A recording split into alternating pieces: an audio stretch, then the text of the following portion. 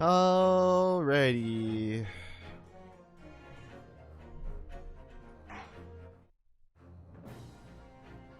Select adventure. Oh boy. So much left. Alright, well. It's been a while since we did episode 1, so here we go. Oh wow. Wait, hold on. Do I just do continue maybe? Oh yeah, there we go. Yay!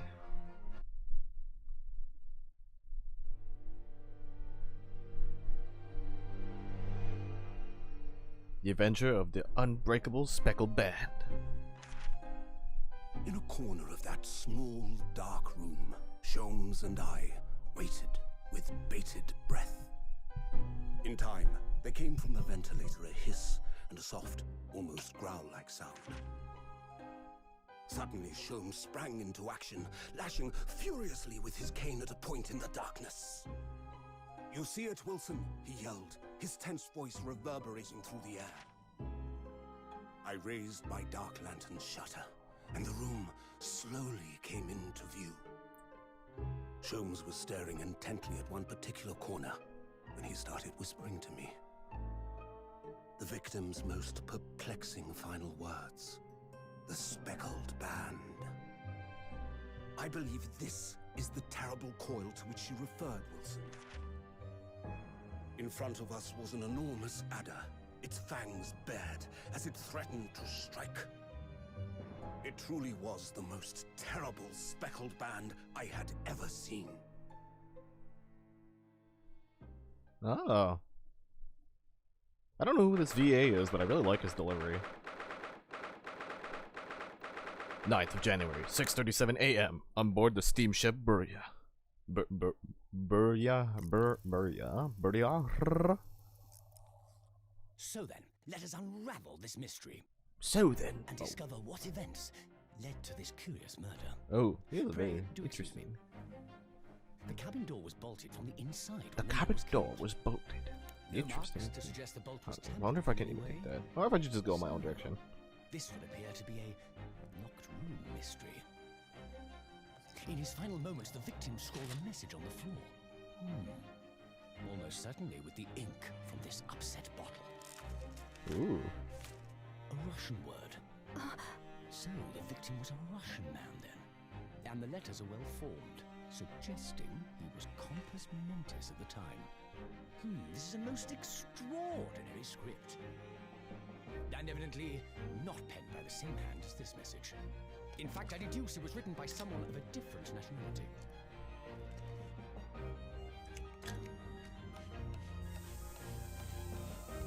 This paper seal was placed just prior to the incident, by the victim himself, I would venture. Well, what have we here? What is this techno bullshit all of a sudden? Who are you, and what do you think you're doing here? No one must touch before maritime police come. We must wait. Oh, they're all Russian. Be necessary. You see, Oh. in less than 5 seconds from now, Oh god. I will reveal the I'm gonna have to do a Russian accent. What? Don't be absurd. This is murder. And in cabin locked from inside. Ah yes, the locked room. But that mystery is paper thin. You don't mean the culprit is in there? Detective, what are you doing here? Who are you, and where have you come from? Wow, his voice is a lot British consultant detective. higher than I thought when I did his voice before. Sherlock Sholmes. Oh no. I presume you must have heard of me.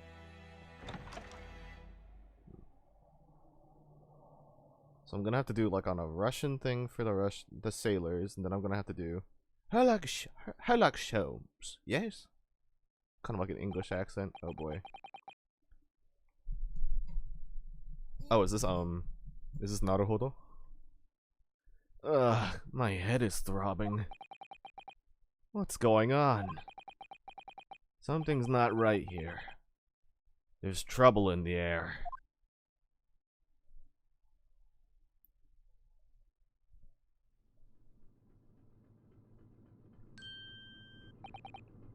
Wait.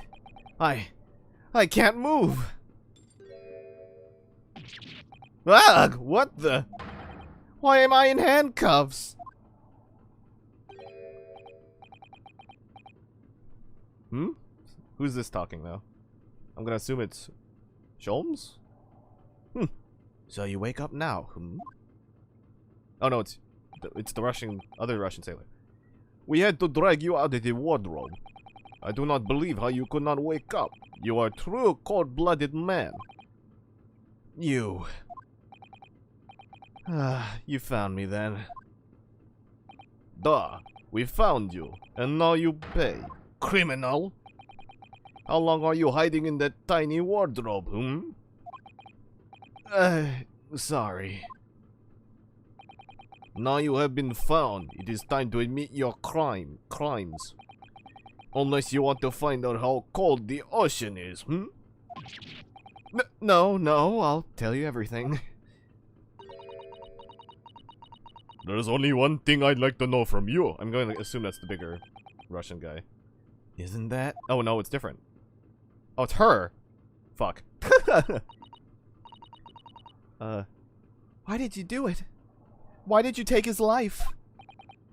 Miss Susato. Wait. What did you just say? Take his life?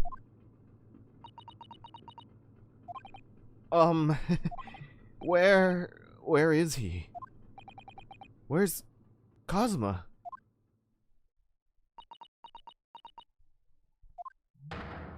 Ha! You pretend you pretend you do not know. You are a wolf in the sheep's belt. You are the killer. Do not try to make excuses. What?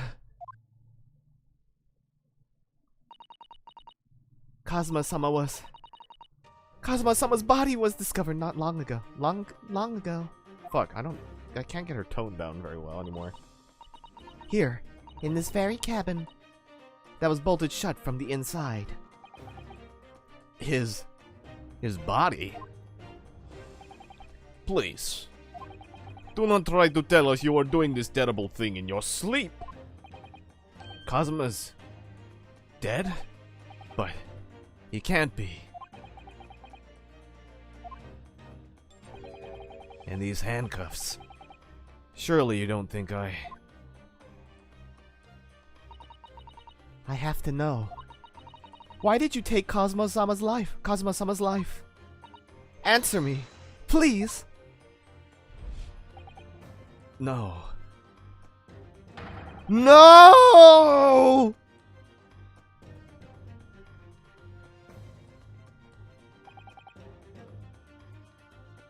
Cosma. It was just 2 short weeks ago.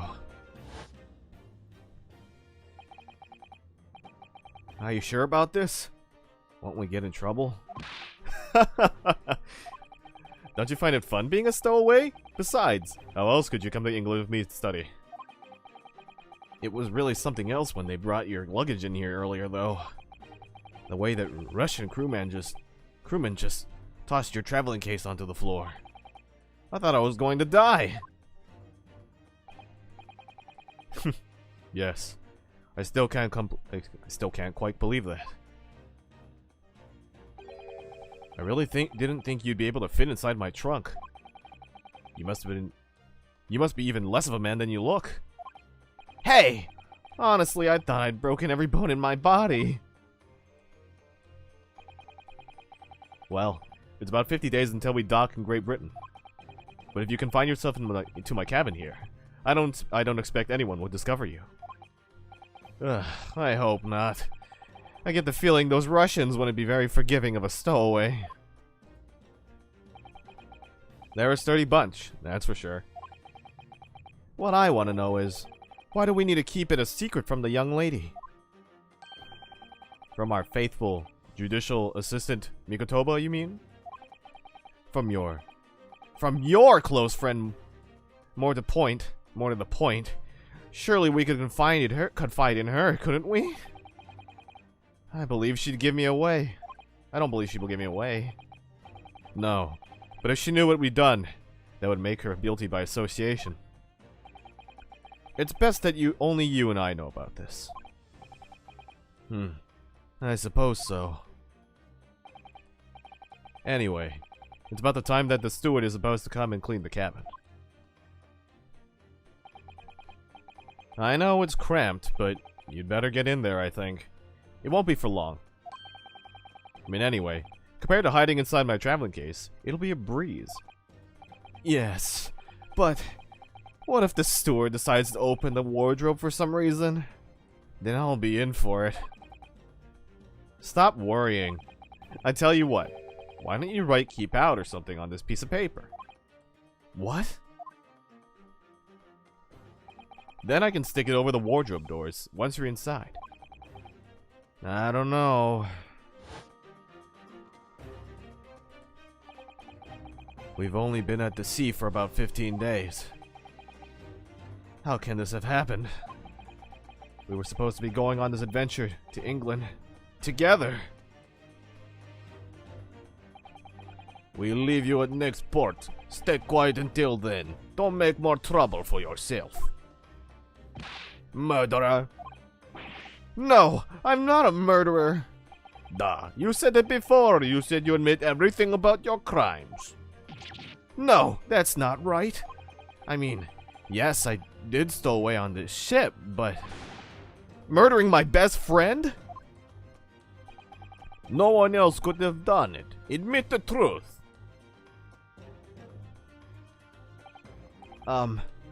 Susato-san? Please, tell me what happened. I need to know. Very well. But there is something I would like to ask you, too. Ugh, those eyes. She looks like she's ready to destroy me. This nightmare is getting worse by the minute. I suppose all I can do is try to find out what really happened. Let's ask about Kazuma's death. He really has been killed, hasn't he? This isn't just a bad dream? And these handcuffs. They think I did it?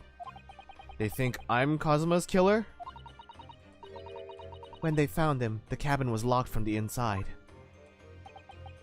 What do you mean? There's no access to the cabin via porthole window, and the bolt on the door can't be operated from outside. In other words, after the crime, the culprit couldn't have escaped these four walls. What? Or to put it another way, the culprit can only have been somebody inside this cabin. Or do you have some other explanation? This is impossible. How did he die then? What happened exactly? Are you still going to deny the charge, even despite the circumstances? Please, Susato-san! You have to tell me! The cause of death is still undetermined. They don't know how he died? The ship's doctor is examining the body, but of course, he has no post-mortem analysis experience. I don't suppose we shall learn more until an expert has been consulted at our next port of call. So, presumably, that means there were no obvious external signs of injury then. That's true, yes. About the incident. Can't anyone tell me what exactly happened here in this cabin? I don't understand it. Why would anyone want to kill Kazuma? Presumably that's something you know the answer to better than anyone. Please. Whatever you say. You were here in the cabin after all. Well, yes, but... He would always wake before dawn and do his training first thing in the morning.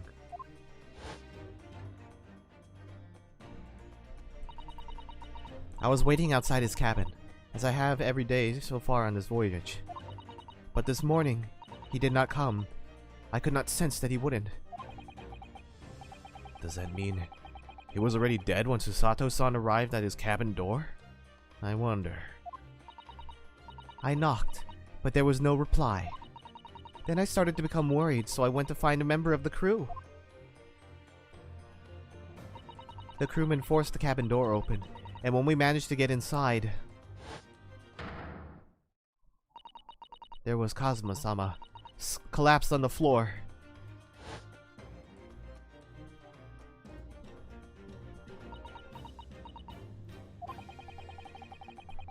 And the white tape there now shows exactly where he was found, I suppose.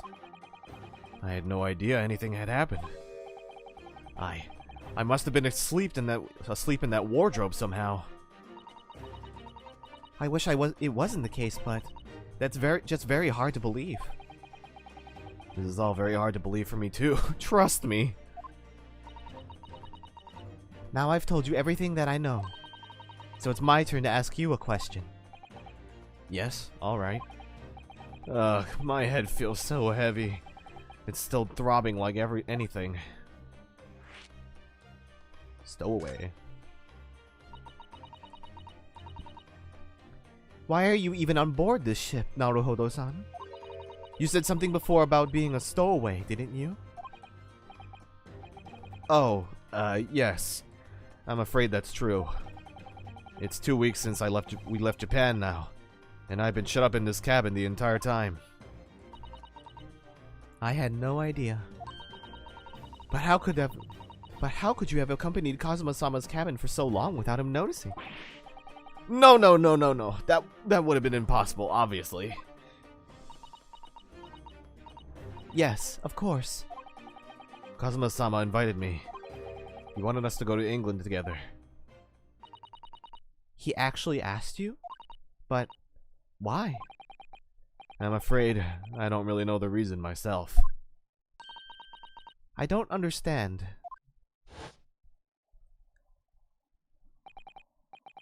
Kazuma, why do you want to do this? What's the real reason? Why go to such extreme lengths to smuggle me to England with you?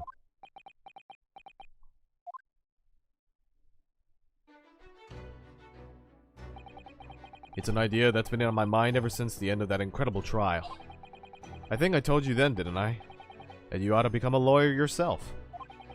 Well, yes, you did say that, but I didn't think you were serious. You have a talent for it, I can assure you of that. But I've never really thought about becoming a lawyer. Well, that's something for you to decide for yourself. London is at the spearhead of cultural development. The center of the world in many ways. There can't be any harm in seeing such an important place with your own eyes, can there? Well, no, definitely not. But on a personal level, if you were to become a lawyer, then what? Nothing. Forget it.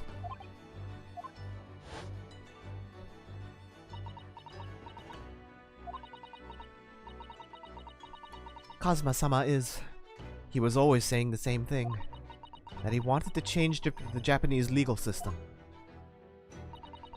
Perhaps he thought he could do that with you. Yes, maybe. But something's still bothering me a little.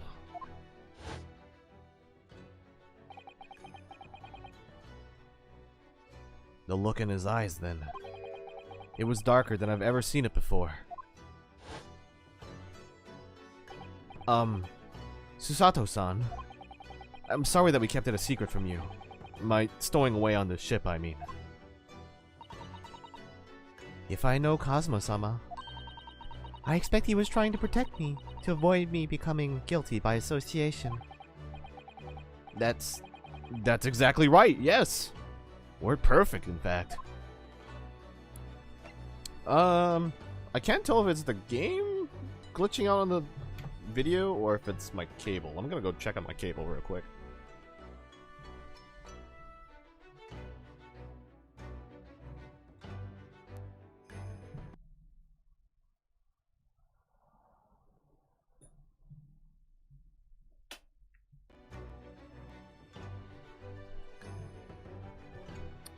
Okay, that looks better, I think.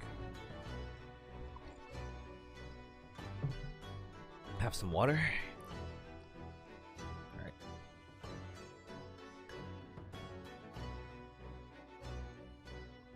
Okay.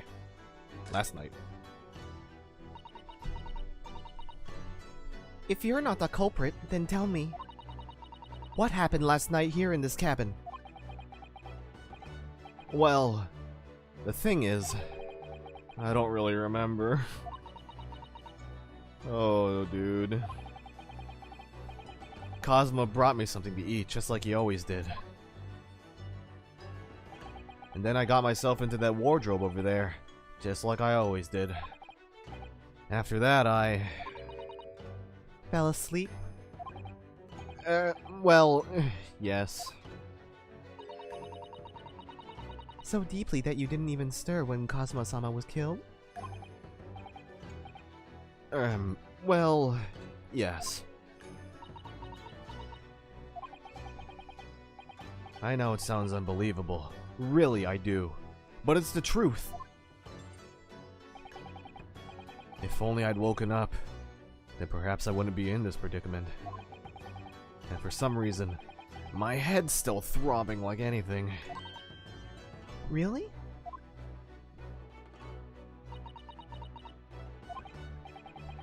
Is something wrong? Oh, no, it's, please, forget it. Susato-san, you have to believe me, I didn't do it! I really don't want to doubt you. But the trouble is, there is no one who else could have, no one else who could have possibly done this, could possibly have done this.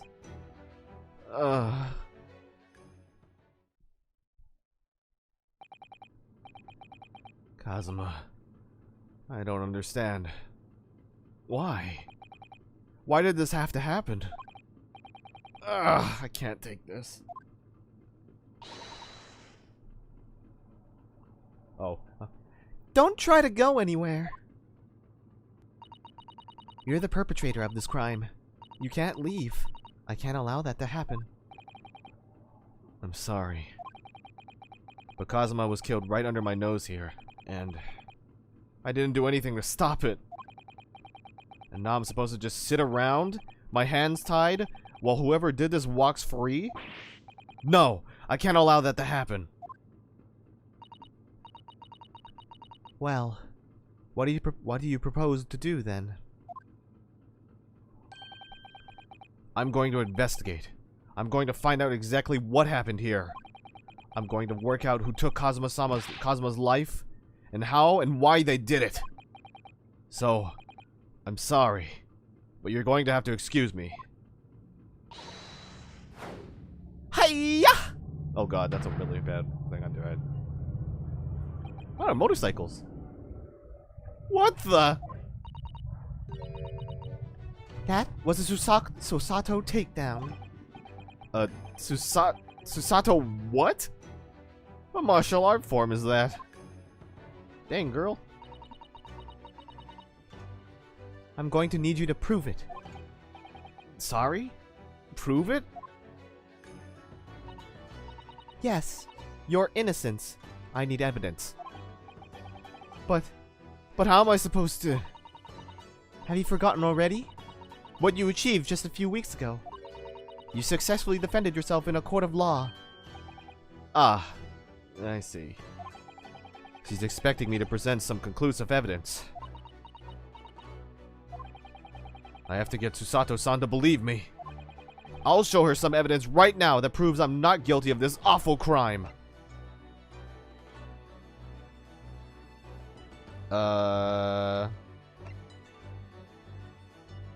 Sure. Yes!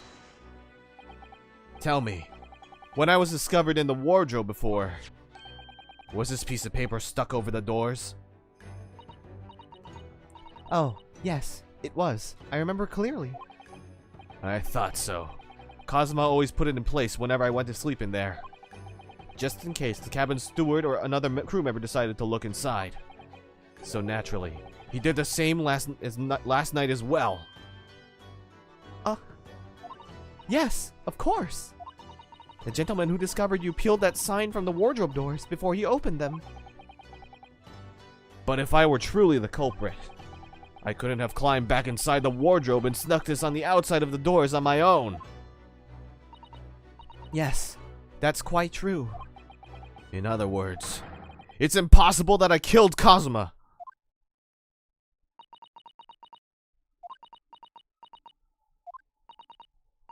Well, even if you're sprawled hopelessly on the floor, I can see why Kazuma-sama thought so highly of you. Thank you, Susato-san. Now, do you think perhaps you could help me up?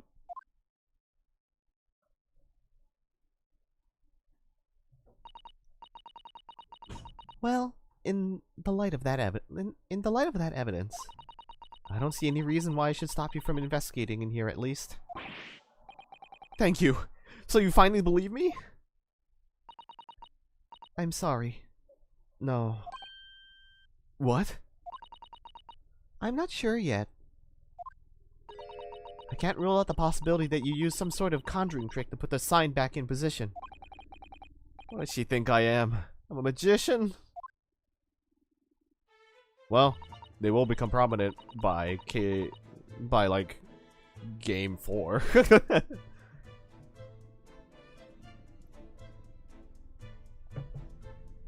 Grammar! Anyways. For now, I suggest you investigate as thoroughly as possible in here. I'll do the same. Alright, let's get to work, Susato-san. Please, don't misunderstand me. I still have my doubts. Oh. I shall be watching you to make sure you do nothing that might disturb the crime scene. I wouldn't want you using your conjuring tricks to destroy evidence, for example. Right. Well, anyway, I should make a start on investigating in here. Examine everything I can. Kazuma, I swear, I will avenge your death! Oh man, okay. Now I'm actually doing investigations, and that is usually not something you start off with before, so. Oh wait, let me double check that I don't have my karaoke filter still on, because that would be terrible. No, it's off. Okay, that's good. Very good. Alright, how should I start this? Well, first things first, let's examine the room. Oh, he's here. Perhaps I should see what this Russian crewman makes of the scene of the crime. Excuse me. What? I was wondering how it's going, the investigation. I mean... Grandmother told me Japanese do not make jokes. But it is not true, I see. Sorry? The criminal asking investigator for information about his crime? Very funny. Oh, it wasn't supposed to be a joke. He doesn't appear to be laughing either. He's convinced you're guilty. He might have useful information though. I have to keep trying. So, last night, did you notice anything out of the ordinary at all? Niet, of course not. Now back to corner of room and make silent. Silent. I say no more to you. Did I hit a nerve? Just for a minute there. You seemed a little flustered. Flustered, huh? So is that a new mechanic? Oh dear, that won't do. Oh? What's the matter, Susato-san? Whenever I'm examining things, I always find myself so focused I forget to look around properly. Ah, yes. That's not good. I don't suppose you're as foolish as me in that regard. Are you Naruhodo-san? I will say no more to you, criminal. Hi, baby. Hello, hello, hello, hello, hello. I'm sure you're careful to look around using... all around using left D-pad and right D-pad, aren't you? Now, let's investigate all corners of this cabin. Yes, let's do that. I suppose my field of vision has been rather small until now. Literally, I suppose. Hello. Yes, hello. What was this? These are the rules of passage for travel aboard the SS Burya. Burya? Brar. It's oh, her. Now she's talking. Okay. It's essentially a list of requirements from the captain to all passengers on board. Passengers must not keep weapons or other dangerous objects in their cabins. Pets are also strictly forbidden. What? Why are you staring at me? Oh, sorry. I was just thinking. Are you more of a dangerous object or a pet? I can't decide. Well, one thing's for sure. Either way, I wasn't supposed to be in here. I think he's a pet to Cosma. I think that sounds like the most logical explanation. When I went for help and the crewman forced the door open. This bolt had been firmly closed. It's quite a small bolt, and not particularly sturdy, and it just slides across to secure the door shut. But still, with the door bolted, there would be no way to get in or out of the cabin, that's for sure. It's no wonder everyone suspects me. When she glares at me like that, I feel tense all up and down my spine. I remember reading once in a detective novel. The culprit used a needle and thread to draw a bolt across from outside the room in a situation like this. Yes, that's a clever trick, isn't it? I'm an avid reader of detective stories myself. But the door of this cabin and its frame are made of metal, and they seal together perfectly. There would be no possibility of using that needle and thread trick here, I'm afraid. When she glares at me like that, I feel pins and needles all up and down my spine. What's this? The books have fallen over on the shelf. Look, they've all toppled the same way. And what's this? A statue of some god of the sea? Although he's fallen over as well. Yes, it's almost as if the whole shelf has been ransacked, and everything mowed down at once. I wonder if perhaps it was Kazuma-sama doing his morning sword training, do you think? I seriously doubt it. Then perhaps it was you, Naruhodo-san, in a fit of rage. I wouldn't have bothered leaving the wardrobe just to mess up a few books and a statue. Could the way these things have been thrown about have anything to do with the case? I wonder. Well, I'll just set everything straight again. I don't like to see a mess.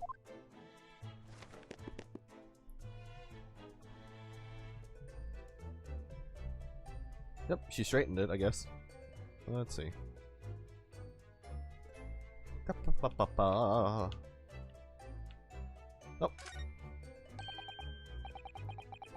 Seiki.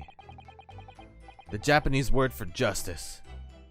The brush strokes are straight and true, just like Kazuma. Yes, his calligraphy always was a reflection of his heart. Yet you... Can you really look at those characters without feeling shame, knowing who drew them so thoughtfully? Of course I can! I mean, I'm innocent, so why shouldn't I be able to? Even though you stowed away on this ship? Now you're going to bring that up, are you? I can't win. Oh, tablecloth. Okay. There's nothing on this table at all. The plate and cutlery are all over the floor for some reason. Yes, it's strange. Last night when I went to sleep, I'm sure everything was still. No, wait a minute. What is it? That's funny. I can't seem to remember anything about what happened after dinner at all. So then perhaps you are responsible for what happened to Kazuma-sama? No, no, no. Yeah, there's like chicken bone on the floor? Katana? Knife? Oh wait, this is actually separate from the dinner table. That's my dinner from last night. A roast chicken. It was really tasty. Yes, it was very delicious, wasn't it? But did you eat it on the floor here? I'm not a dog, Susato-san. Which begs the question of when and how the plate ended up on the floor. But Kazuma-sama didn't like chicken at all, did he? No, that's right. So he didn't touch it. Which meant all the more for me. Oh no! Does that mean poor Kazuma-sama spent his last night on this earth with an empty belly? It's just too horrible. Now I suddenly have a guilty conscience. And an achy stomach. So there's a knife, but I guess that doesn't count. Can I move this like a little bit easier without the joystick? Nope. Alright, cool. That's Kazuma-sama's precious sword. He never went anywhere without it. Yes, he was always saying that a Japanese man's katana is his soul. I believe he had to work very hard to convince the government to allow him to bring it on this ship. I suppose that shows just how important it was to him. And now he's gone. But I'm not ready to let his spirit go just yet. She looks so sad. She looks so sad. What is this? A bell? What do you think this is? It looks like a broken piece of glassware. Whatever the thing was, it appears to have broken clean in two. The glass is such a beautiful color. It looks like a cute little Netscape fastener from a kimono outfit. I'm not sure that sounds like Cosmo. He wouldn't have secretly carried a cute little trinket like this around with him, would he? And the mark beside it, what is it, I wonder? It has a sort of brick-like hue. Yes, you're right. It is the color of brick, isn't it? Even though I don't see anything of the same color anywhere else in the cabin. Oh. Wow, there's a lot to investigate actually in this one room. Did Kazuma write that before he died? It looks like it's written in ink. He must have knocked the ink pot from the desk when he collapsed on the floor. What the fuck does that say? Then I suppose he wrote this message by dipping his finger in the spillage. Poor Kazuma-sama. No doubt he was in terrible pain. It's almost unbearable to imagine it.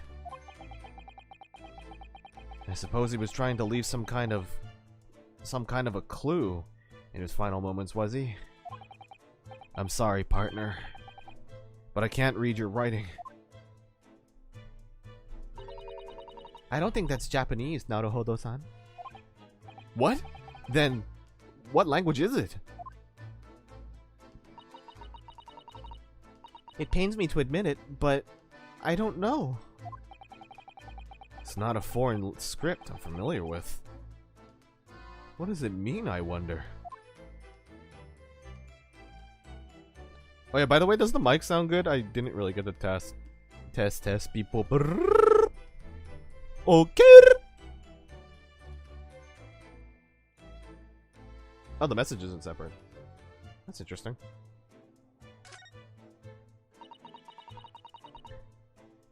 That's a very large traveling case, isn't it? Yeah. It carries a lot of memories for me. Memories? What do you mean? Well, that's actually how I stowed away on this vessel. I was brought on board inside that case. Ah, yes. I see. It says "this way up" in Japanese. Which, in hindsight, I should have realized the foreign crewmen wouldn't be able to read. I was turned over and over and over, and then I was tossed on the floor in here. Oh dear. Being a stowaway isn't as romantic as it sounds. Well, it was less painful than a Susato takedown, that's for sure.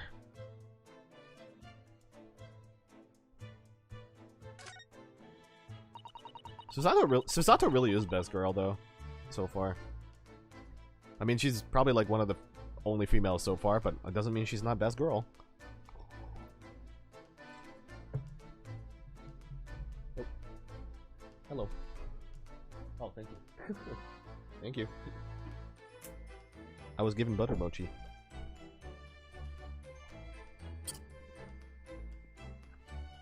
They're really good.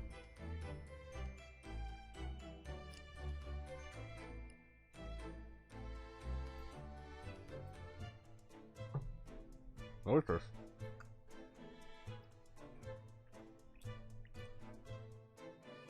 I was feeling a little bit light-headed, but that's good.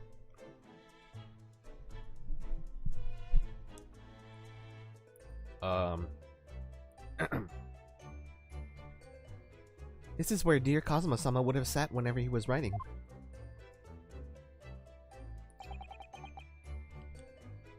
London Diary. Poor Kazuma.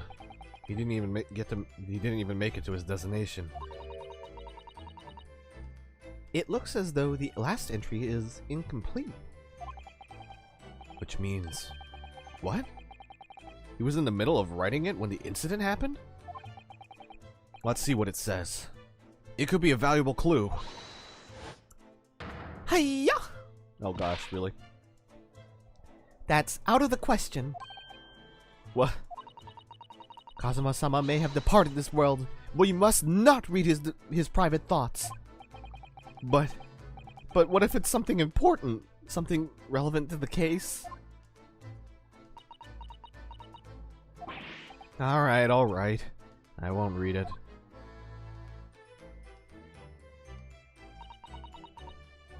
Poor Kazuma-sama. I don't like prying into people's personal matters either. But in this case, isn't the need for clues more important? Okay, I think that's everything on this side of the room. I think. Lantern. Yeah, that seems to be everything. Not even the ink bottle really counts, so... okay. So what do we got here?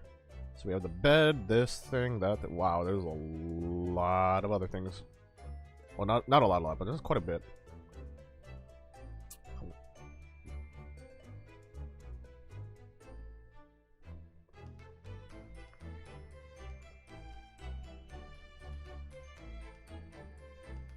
Yummy.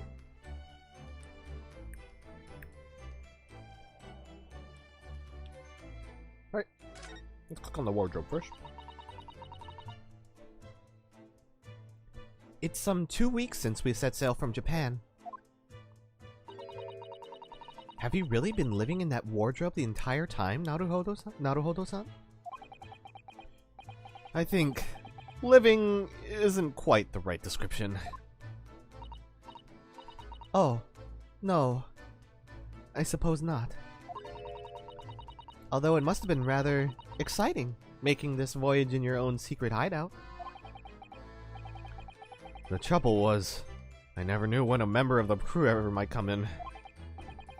So, yes, I did basically have to live in the wardrobe.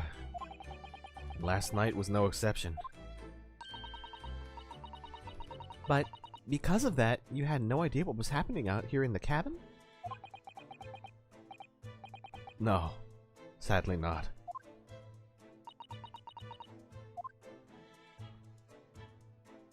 Let's do the bed next.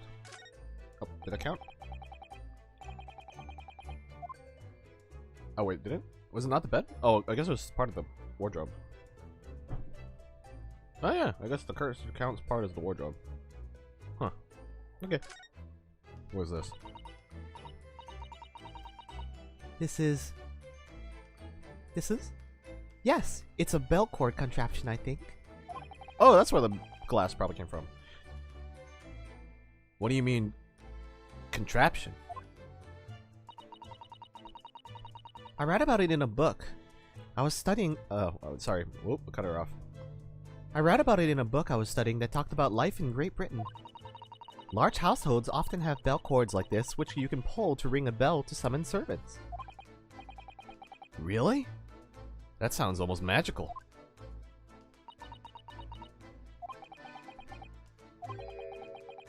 Shall we give it a little try? Yes! In the interests of cultural research, obviously. Obviously. She's so cute.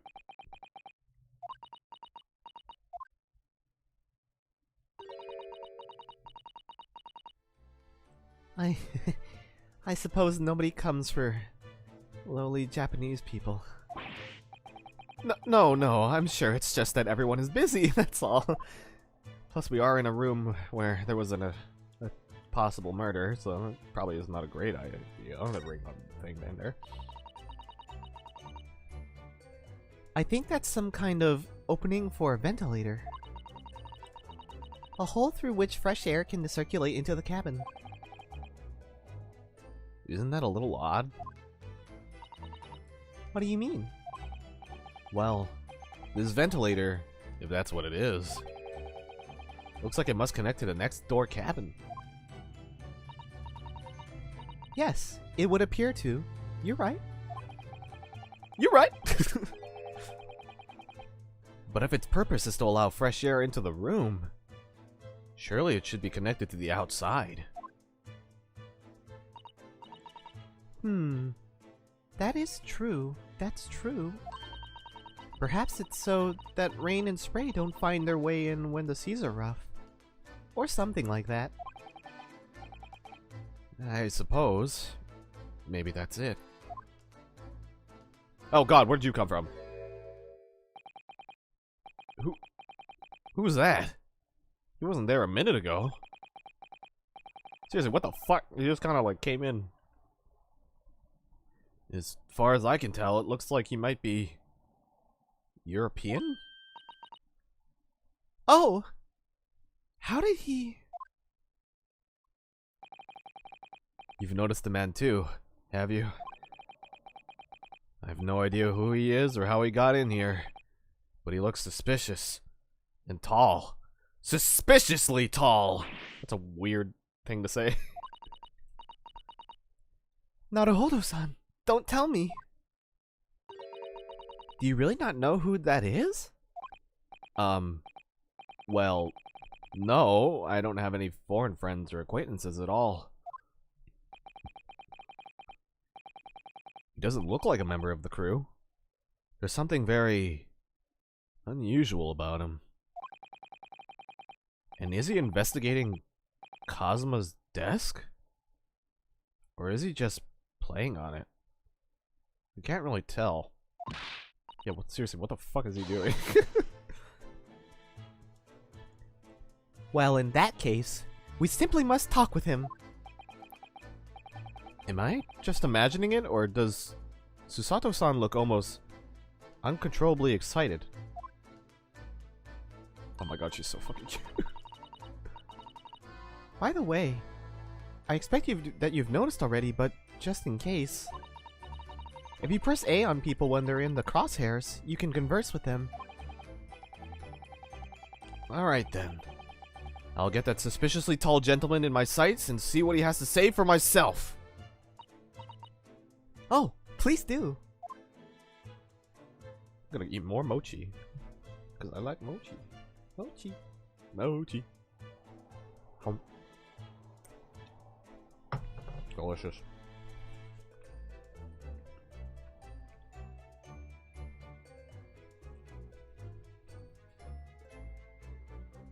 Yeah, so far the bell looks like it's probably that glass shard on the floor.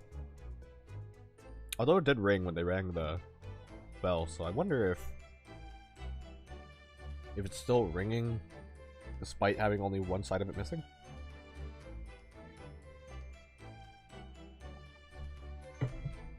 And if that isn't a ventilation shaft, then and it's connected to the other room, the guy probably snuck through the vent, knocked the bell, and that's why it broke on the floor, kind of stuff. So that's my assumption anyway so far.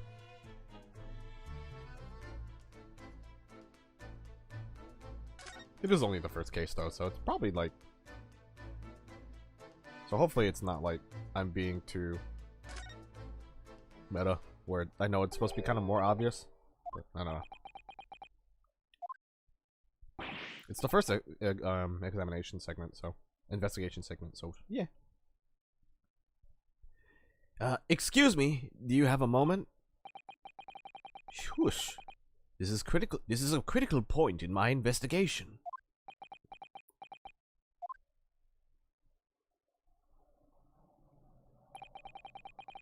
Maybe I should just... oh, wait, sorry. I thought it was her. Maybe I should leave him alone. He seems a little unfriendly. Yes, perhaps that would be for the best. Oh god. Greetings. I didn't even get to read his dialogue. Hold on.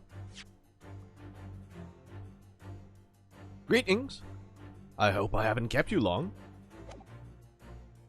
Ah! What exactly were you doing on Kazuma's desk just now?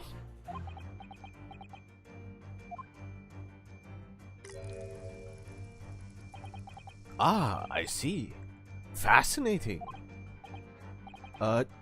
Sorry? What do you see? It feels like he's looking right through me. Oh yes, everything is clear now. The train of reasoning has run its course. My deductions have crystallized. You have been in Afghanistan, I perceive. Just recently returned, if I'm not mistaken. Sorry? What? And now, whilst venturing toward foreign oh my god, what the fuck? I can't read right now. Okay. And now, whilst venturing towards foreign climes, you find yourself in a most troubling predicament. Oh. Well, that's true at least. But how? How the deuce did I know that? How the deuce did I know that, perhaps? It was really a most elementary deduction. Hardly worth explaining. Hardly worth explaining.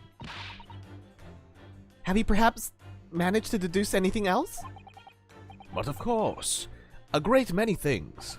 There is no mystery, my dear madam. For example, you have fled your native land of Russia, bringing as you are a merciless revolutionary.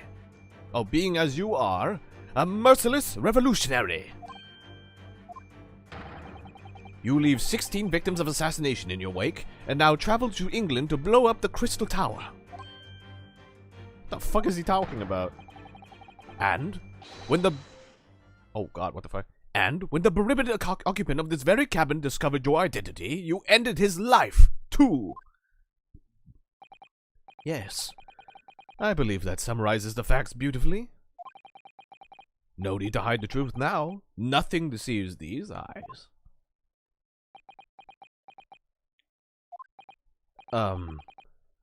Just to be clear, you are talking about me, are you? Certainly I am. Do you see another in this cabin who fits the bill? A Russian assassin with 16 victims to his name? I don't even see one person who fits that bill.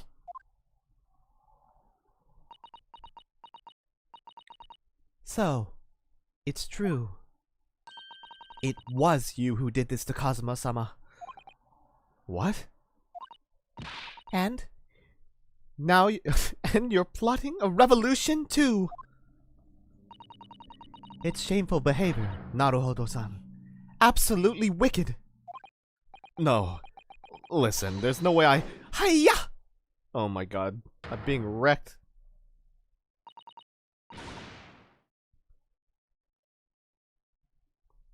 Now explain yourself. Tell me everything. This is ridiculous.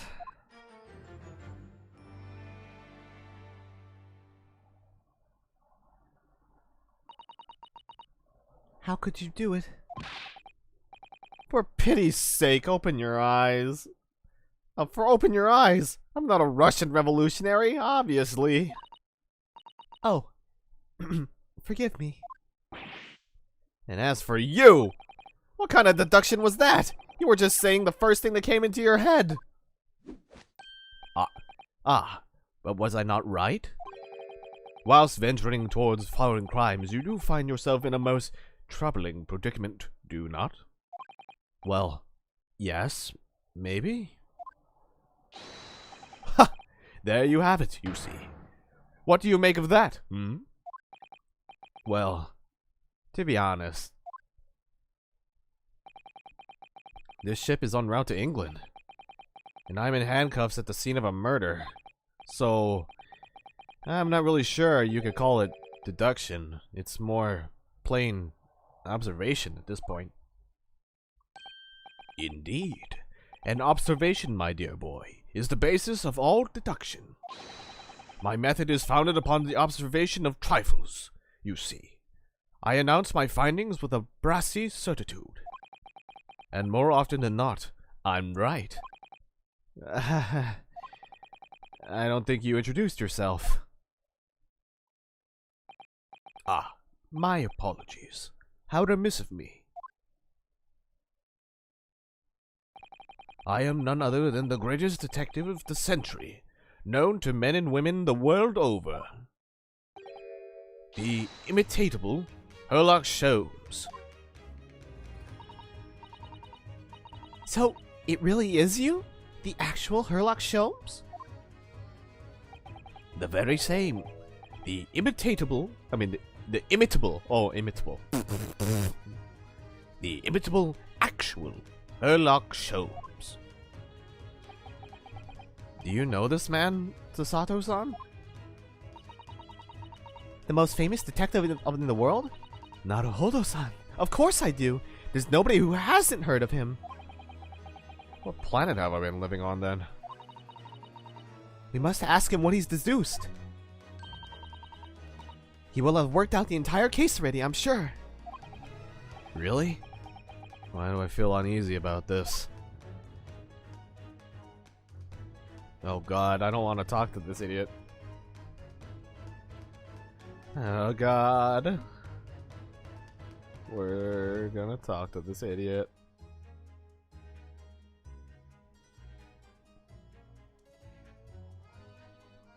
Okay, let's listen to what he has to say.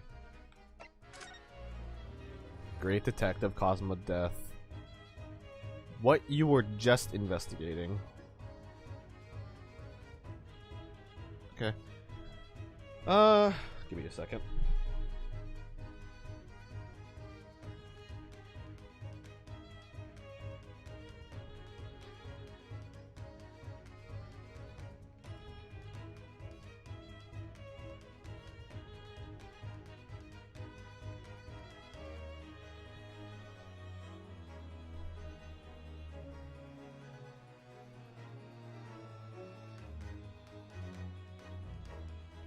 Alright. Ugh, my neck.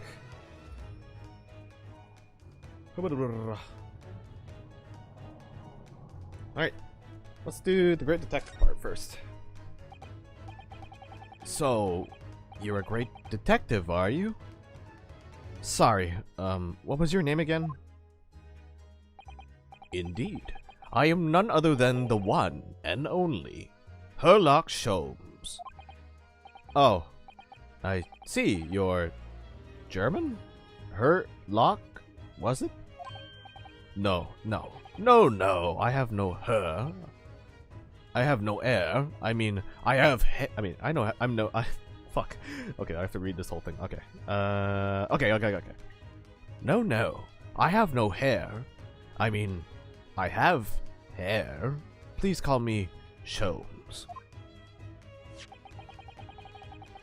You can read all about my exploits in this exciting London publication. Oh, yes. Ron's magazine. Ugh. How did I... Ron's magazine. Oh, yes. Ron's magazine. Full of wonderful short stories and interest articles from Great Britain. I never miss an issue. I have it sent from England especially. Ah, yes. Here it is. The Adventures of Sherlock Sholmes. Oh, so he was calling him Hairlock. Okay. So, you're the protagonist in a series of short stories then? Indeed I am. And you've read so many of your own stories, you started to think that you really are a detective. Make no mistake, I'm not the poor deluded fellow you take me for. Your inference is backward. Backward? My trusty biographer records my greatest detecting achievements and chronicles them in the magazine. Oh gosh, I need to read sentences before I say them.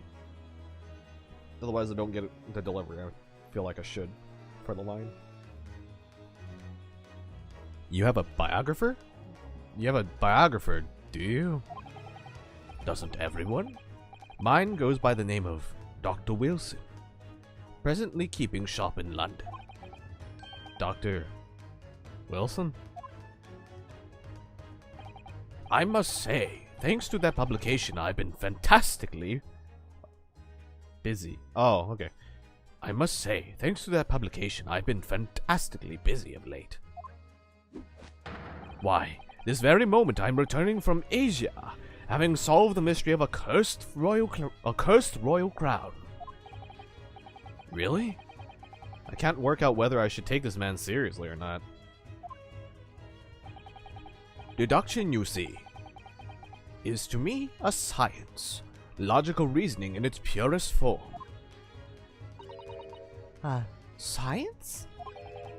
Really? The astute observer notices even the most subtle of reactions in his subject.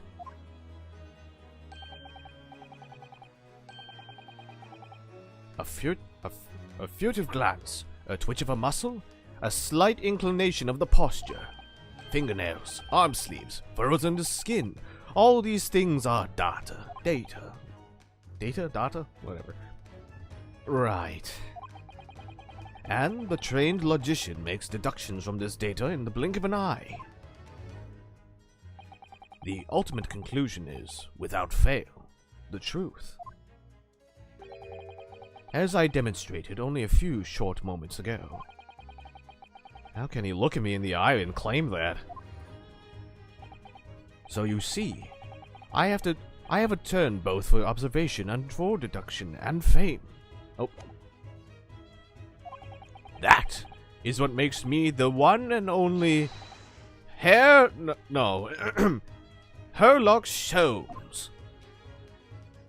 Wow, that was actually a really long discussion for only the first one. That probably didn't really need to be chosen. Have you managed to deduce anything else about this particular case yet? Have I managed to deduce anything, my dear fellow? Oh, my dear fellow. Who do you suppose discovered the culprit in this most cunning hiding place? That's right. It was none other than the great detective before you now, Mr. Sherlock Sholmes. Ah, I see. In other words, I'm in these now because of him. Oh, hello, ambulance. Goodbye, ambulance. I hope people are okay. When I became anxious about Cosmo-sama this morning, I summoned all the crew members to force the cabin door open. and I concealed myself among their number, gaining entry into the scene of the crime. Yes, luckily for everyone, the great detective Herlock Sholmes was on board. And the handcuffs seem to be an excellent fit, Mr. Naruhodo. Naruhodo. Ugh. Ah. The very moment I laid eyes on the scene, two facts were immediately apparent to me. Oh, really? Two facts, you say? Oh, okay. More dialogue. Mr. Sholmes, tell us, please! What two facts were apparent to you when you came into this cabin this morning? Ah, yes. But first, let us be precise. The two facts in question were immediately apparent to me. Yes, I understand. But what were they? Allow me to elucidate. The two facts that I deduced from a mere momentary glance at the scene of the crime were as follows. Number one, the cabin was locked from within, rendering escape of the culprit out of the question. Number two, the victim was Russian and killed following a dispute with an acquaintance. Hold on, Mr. Sholmes. What made you think the victim was Russian? Observe the dying message left by the victim on the floor. I fucking can't pronounce that. That is the Russian word for wardrobe. Oh, it's her. Do you really think Kazuma-sama could have left a dying message in Russian? In their final moments, many find their native tongue filling their head. For this young man, Russian. Kazuma was Russian? Was he? Initially, I considered Garderob maybe the name of the killer. A certain Robert Gard, perhaps. But in the interest of thoroughness, I decided it would be wrong not to look inside the wardrobe there at least. Where you found Mr. Naruhodo sleeping soundly. Quite so. I found you, the renowned Russian revolutionary killer.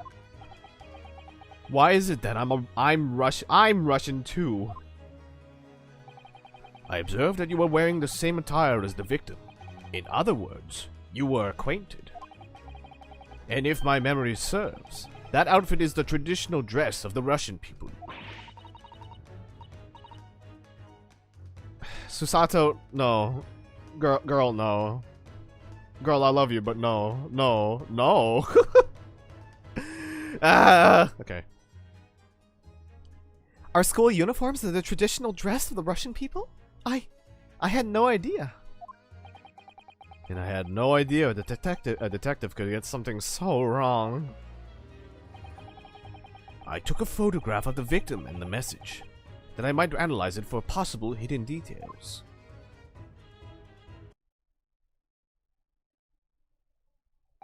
This was taken immediately after the young man was okay. This was taken immediately after the young man was discovered, before the body was removed. Yes, Kazuma had already been taken away when I woke up. This is the first time I'm actually seen him like this.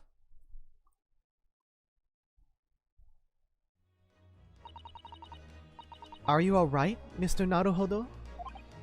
Oh, yeah, thank you. The photograph of the crime scene has been entered into the court record. Wow, murder.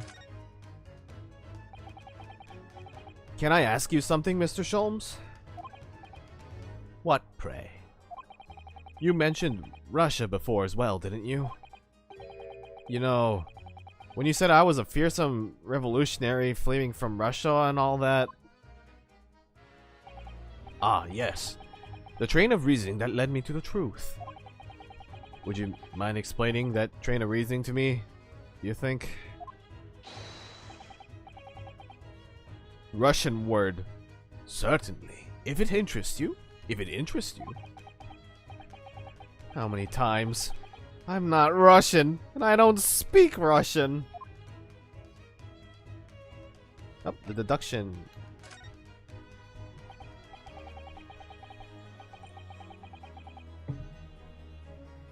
Getting a good old sip of water. Can we talk about your deduction before? The things you concluded about me, I mean. Ah, the now famously accurate troubling predicament you find yourself in. Actually, it was the other details that I was more hoping to discuss. You know, the merciless Russian revolutionary and assassin of 16 part? Ah, yes. The more sordid details. It was a fairly commonplace deduction. Here we have this morning's paper. The main headline reads, Revolutionary. Villain Bolshevik. Villain Bolshevik flees Russia via Shanghai. This vessel made a port call at Shanghai yesterday, and last night the young Russian was murdered. Since when was Kazuma a Russian? It sounds like Mr. Sholmes has concluded he was Russian because of what Kazuma-sama wrote on the floor. It was a simple act of reasoning to realize that the culprit of this crime was the same merciless revolutionary. One who would kill the very man who helped him to escape after his true identity was discovered. Yes, you. Villain Bolshevik. No. How could that be? How could it be me? I don't look anything like this man. Just look at his face! Well, you are a fearsome revolutionary after all. Therefore, you have no doubt learned to revolutionize your appearance as well. Please. And I might add, your name does not appear on the ship's passenger list. Need I say more? Well, that's because I'm a stowaway. What about the other details? The 16 victims of assassination and blowing up the Crystal Tower? Ah, yes. The journalist clearly interviewed the man and printed all those particulars in the article. The deeds of the man has perpetrated thus far. Oh, and those he is plotting. Yes, everything about this revolutionary Bolshevik was included. There can be no mistake. Do revolutionaries usually agree to interviews with newspaper reporters, I wonder? And what about the part where you said I was just returning from Afghanistan? Also quite clearly stated here in the article. Bolshevik is recently returned after a period of subversive activities in a war-torn region of Afghanistan. Where even is it anyway? This Afghanistan place. You're not very worldly at this point, but that makes sense historically. Here, take the paper for yourself, as a little memento of this great deduction. Oh, thank you. I've absorbed all that it is of interest to me within its pages, but I see no rubbish bin nearby. Alright, so it's article about revolutionary. An article on the front page of a Russian newspaper. The headline reads, Revolutionary Villain Bolshevik flees Russia via Shanghai. The article about the revolutionary has been added into the court record. Neat. Alright. And you may find the article on the back page of interest as well. On the back? Cast your eye over it sometime if the interest takes you. There you may need someone to interpret. It's all written in Russian. I couldn't hope to read it. But I suppose it wouldn't hurt to just glance at the article. Maybe there might be a picture or two. Well, that big burly sailor from earlier looked kind of like Bolshevik. Before we started talking, you were examining Cosma's desk, weren't you? Cosma?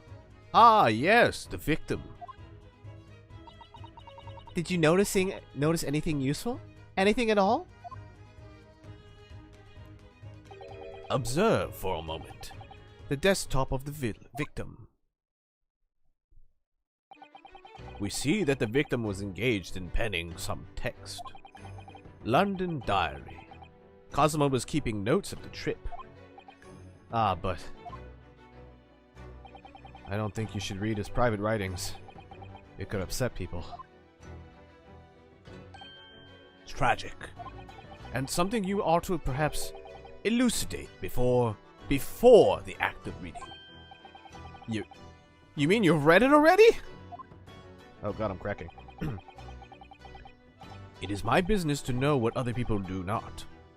Oh, it is my business to know what other people do not. Yes, believe it or not, I know a smattering of Japanese. Oh, I see. Well, you're about to know what a Susato takedown is.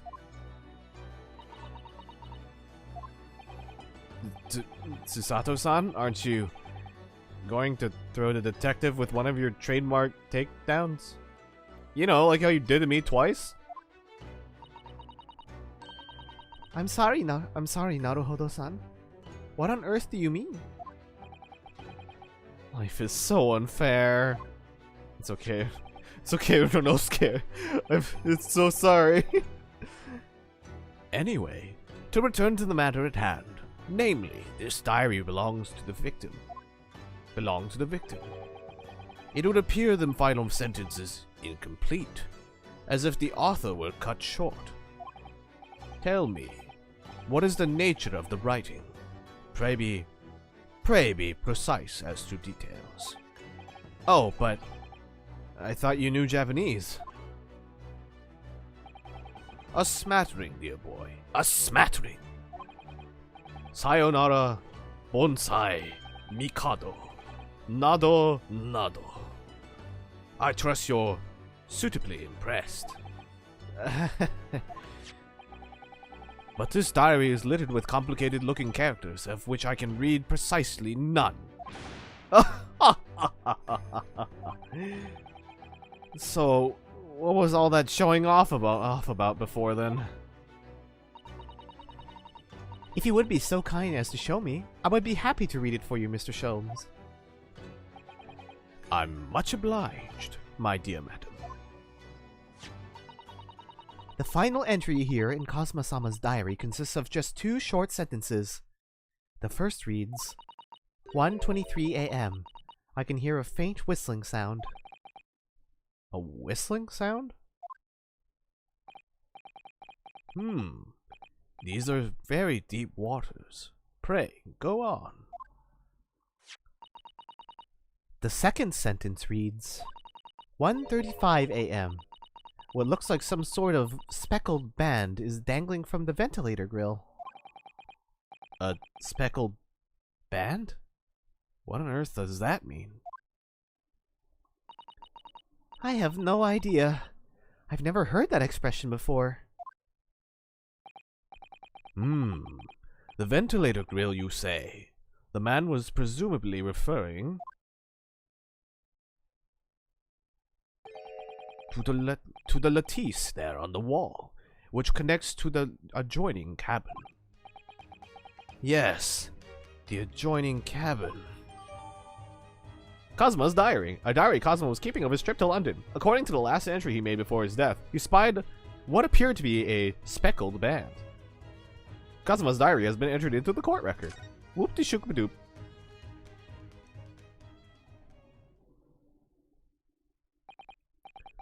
So, I believe I've given you enough to consider for the time being, at least. Do you have to go? Do you have somewhere to go? As it happens, the victim's writings in his diary have piqued my interest. The matter warrants further investigation, I believe. and if I am still too long, the seasickness takes hold. Oh, I suppose. You're thinking of investigating the cabin next door? Which the ventilator connects to? Great detectives are a curious breed. Our minds rebel at stagnation. We crave mental exaltation. Expulsion, sorry.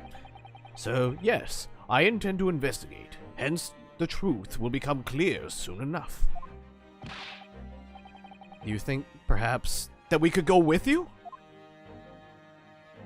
No, that would be somewhat complicated. What? But why? A simple glance at your wrist should reveal the answer. Oh, these. Right. After all, you're the prime suspect in this matter, no? There's no point in trying to turn it into a question.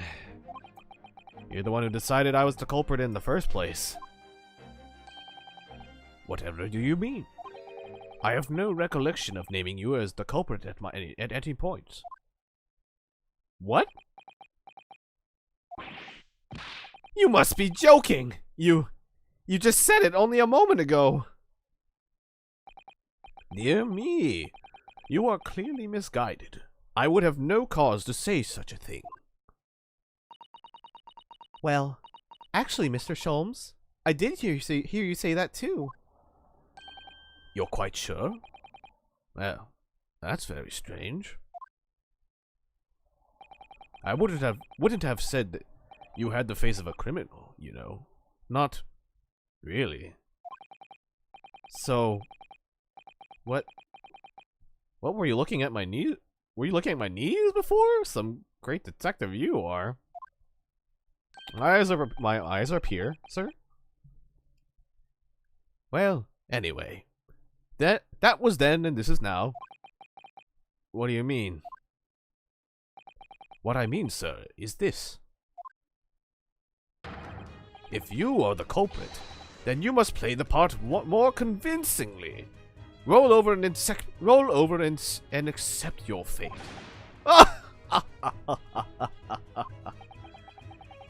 Now he's just being plain rude.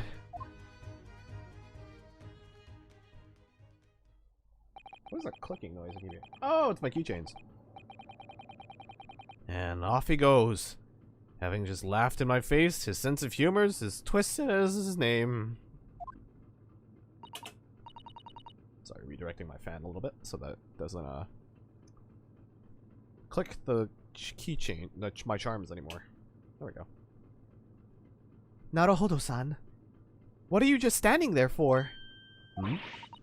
We must go and investigate the cabin next door as well. Aren't you forgetting something? What about these? There's no way I can. Hiya! Did you flip me again?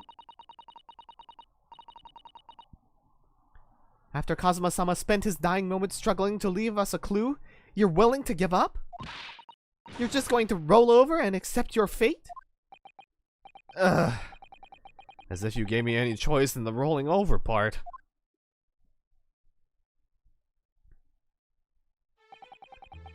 I think we still have some investigation to finish off in here first, don't we? Let's carry on examining what we can in this cabin while we wait for a chance to slip next door. Good idea. The situation doesn't look good for me. But there are still things I can do to help myself. And I owe it to Cosma to do everything I can to find a way out of this. And bring the real culprit to justice. Sometimes I kind of lose his voice whenever I do that kind of stuff. Is that? Is something wrong, Naruhodo-san? Oh, no, it's just that crewman standing by the door. I can't help feeling like I've seen him somewhere before. Oh yes, you're right. He does look familiar. Excuse me, sir? Yes? What can I do for you?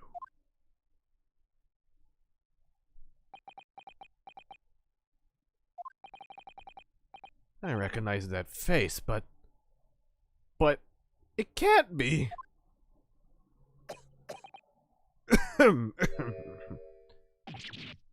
It is him!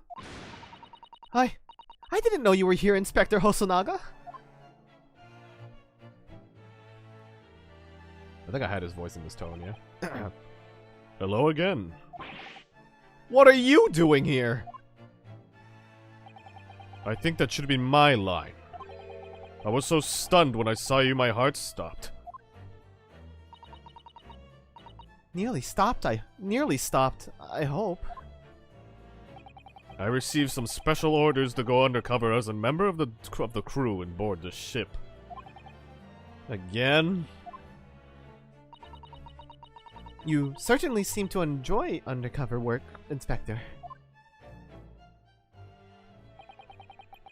If there's anything I can do to help you, please ask. I never expected to see this man on board.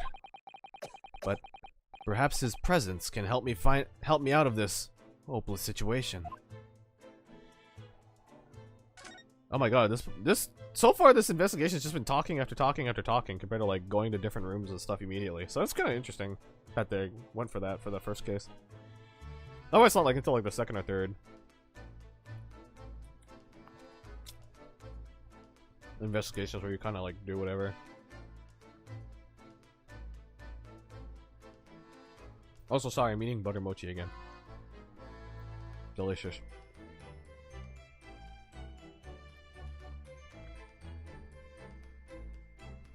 Unfortunately, that was my last piece, though.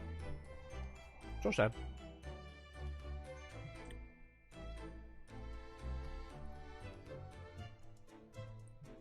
Alright, so he has special orders and permission to investigate. There's just 2 dialogue options so far.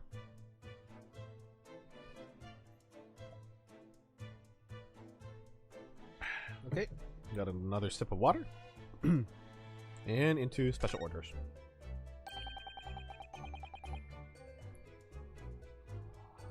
So, what are your special orders this time, Inspector? Yes, and why are you dressed as a member of the crew?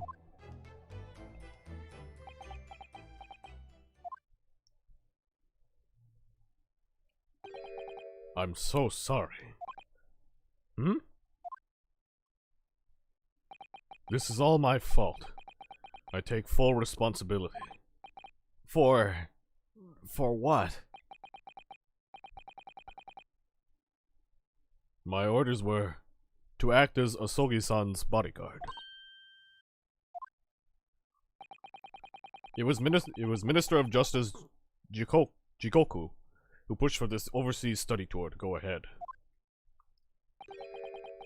And he entrusted me with ensuring that Osogi-san reached Great Britain without being assassinated. Assassinated? How could that have even been a possibility? I'm not sure. But these are complicated times. There are tensions between the world's greatest powers. Minister Jikoku said we should be prepared for all eventualities. This is incredible.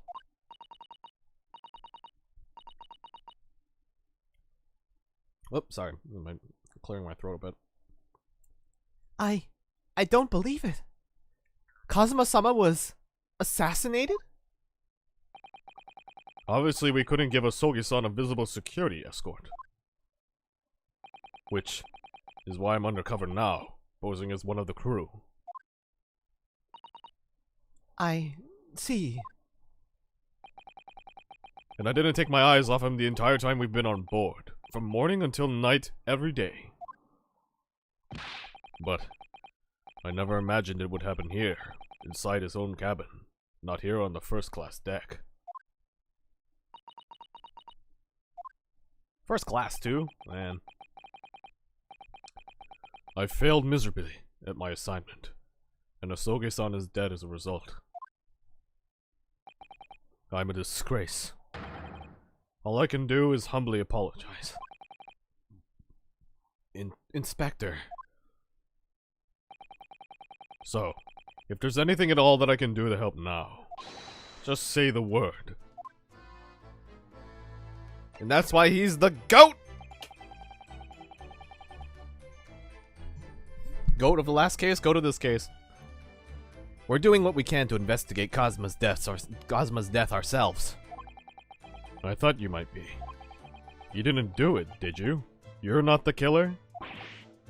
Of course not! I keep messing up Ryunosuke's tone. Oh god, my throat. We'd really like to investigate the cabin next door. Yes! So we need to be allowed out of this cabin. I'm sorry. What? You've been deemed a risk to the ship's safety. If you move to even touch the handle of the cabin door, that stormy-looking seaman over there would surely snap your neck in two. I suppose I'm not just a stowaway now. They think I'm a murderer. I'm a murderer as well. Would it be possible to give me something to work with? To give me something to work with, do you think? I'm going to need something persuasive. What do you mean? If I had a solid reason why the next door cabin should be investigated, for example, I'd do everything I could to persuade the captain to allow it, really. I'd lay my life on the line if I had to. But... Oh, sorry, that's Ryunosuke. But... I don't see how... Oh, but... I don't see how... There may be a way. What? Really? Think of how you tried to persuade me of your innocence, Nodohodo-san. By presenting me with a piece of evidence that you already had in your possession. Evidence? It's just... Oh. It's just the same as when you are in court. You must have done it many times during your trial. Simply select the present panel. Oh wait, I have to talk in like really dumb UI voice when that comes up. And choose some evidence that Inspector Hosonaga could use. So, evidence that would give us a viable reason to investigate the next door cabin, is it? Alright. Yes! I think I might know what we can use. Let's see if I can present the detective with the evidence that he needs to persuade the captain. Okay. Court record. What can I present, actually?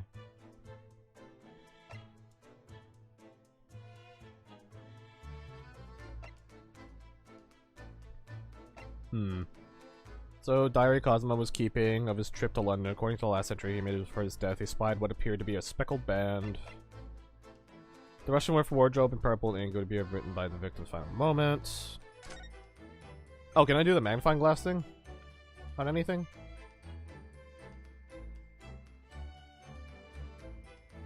Yeah, big eye.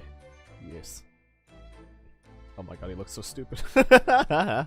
I'm making fun of a dead man. This is probably not a good thing to be doing right now. Yeah, nothing to investigate there. Oh, I didn't inspect any of the evidence, actually. Okay, so... I'm afraid I can't read a word of Russian. No, me neither. I have no idea what any of this says. The pair of you floundering is a sorry sight. Allow me to offer some assistance. The article on the front page of this newspaper is concerned with a fearsome Russian revolutionary. It reads, Revolutionary, Villain Bolshevik. Is that how you say it? I still don't know. Flees Russia via Shanghai. Yes, you told us that before. Oh, it reveals also that those who see the man's beard with their own eyes never live to tell the tale. Oh my goodness, he is fearsome. Well, presumably the newspaper photographer was alright, wasn't he? The solution is obvious, of course. If he despises his beard to that degree, he need only shave it off. I'm not quite sure that's the problem, Mr. Sholmes. Oh, can I turn? Yep, I can. Oh, hey, there's other stuff in the newspaper. Oh, Up, up, up. Oh god. Oh god. Oh god. Everything's fine.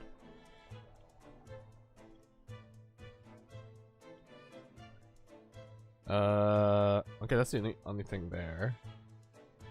So there's like a princess. And then there's nothing else of interest apparently, so I guess it's just a princess. This is interesting. Have you found something relevant, Naruto? Oh, apparently he said it. I thought she said it. Okay. Have you found anything relevant, Naruhodo-san? Well, no, I mean, it looks like it might be interesting. Oh god, it made it clear. I can't read a single word, I'm afraid. No, nor can I. But look at this picture. Perhaps it's about a beautiful young Russian princess. Do you think? She is very pretty, isn't she? I suppose you enjoy articles like this, do you? I don't know. I don't know. I can't make any sense of it. Oh, okay. I thought she was like teasing him that he likes pretty girl pictures or something. Ah, I'm glad you noticed this article. Ah! Allow me to give you a short summary of its contents. Oh, thank you. He pops up everywhere, this Sholmes. It's about the disappearance of a young lady last night. Renowned prima ballerina of the Novovich Ballet disappears from Shanghai. During a performance in Shanghai, the famous dancer was reported missing. She is, of course, the talented young... Oh god, Nikolina Pavlova. Why are Russian names so hard to remember? And pronounce? It would appear the woman was in costume when she was found to be missing from her dressing room. Wearing the diamond tiara you see pictured, which is worth some 20,000 rubles. Oh. How much is 20,000 rubles? I have no idea. But I'm quite sure it must be an unbelievable sum of money. Oh. Susato-san's eyes are shining like diamonds themselves. The tiara is the property of the Novovich Ballet. It would seem the director is beside herself with worry. Yes, I'm not surprised. The company is most anxious to recover both Miss Pavlova and the valuable tiara. They've requested international assistance in all ports with sailings to Great Britain. Could this be another case of a Russian fleeing his or her country? It does seem to be the Russian thing to do. I'm not even going to dignify that with a response, Mr. Naruhodo. Oh, okay. It actually adds into the court record. Cool. The article about the ballerina has been entered to the court record, so it's headline: renowned ballerina disappears from Shanghai. Cool. I mean, uncool that she got kidnapped, but I mean, neat. We had slightly more evidence. We can't really look at this any further, so it's faint whistling noise at 123 to 135. He looks at some sort of speckled band dangling from the video, which isn't much to go off of.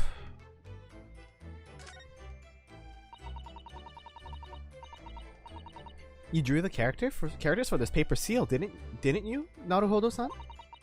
They're such bold, vivid strokes you made. You're looking at a man who came aboard inside a trunk. Those brushstrokes needed to make a statement. If they'd found me in that wardrobe, those Russians would have hurled me into the freezing cold ocean. I'm not sure none of the crewmen would have done anything like that. Well, I'm not so sure.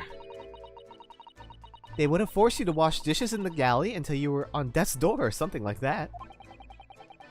Wash dishes until I was on death's door? That's a lot of dishes. That is true. That is a lot of dishes.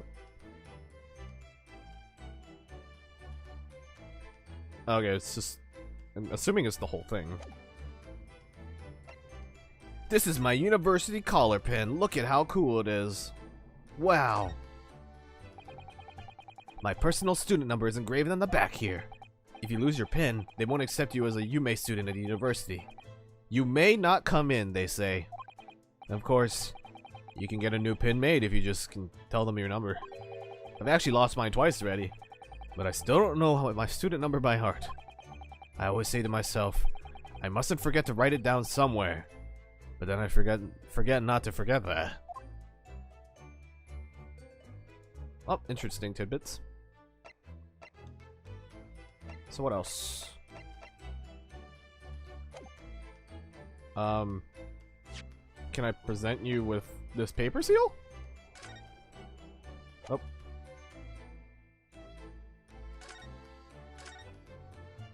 Oh. Get through the dialogue again.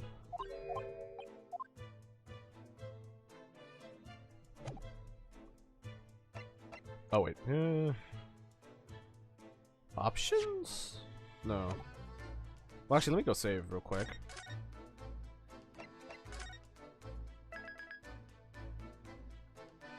Investigation part 1. Oh god, there's probably so many parts to just stuck in that.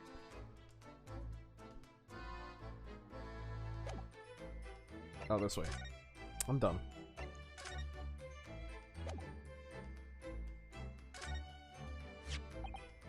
Ah, this is the paper seal that was stuck over the wardrobe doors this morning, isn't it? That's right. To try stop the cabin steward opening it and up and discovering me. Wouldn't it have been better to write it in English if you didn't know Russian?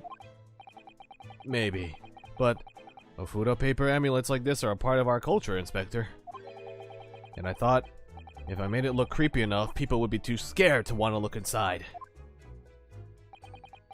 It isn't easy being a stowaway, isn't it? I'm just gonna present him everything. Fuck it. Our American culture. Well, actually, in this game, they actually acknowledge it's Japan. So this is like the only game in the series that does that. Because it's technically feudal Japan and going to Britain and everything. Yeah, holy shit, right? Have you seen this photograph yet, Inspector? What's it like being in another country? Man. Oh dear, are you all right, Inspector? Yes, sorry. I'm fine. I was hoping to hide my upset. Oh, okay. I was hoping to hide my upset with a fit of coughing and spluttering. I'm usually very good at it. But trying to stifle my feelings seems to have stifled my cough this time. It's all so sad. Hosogi-san was such a promising young man.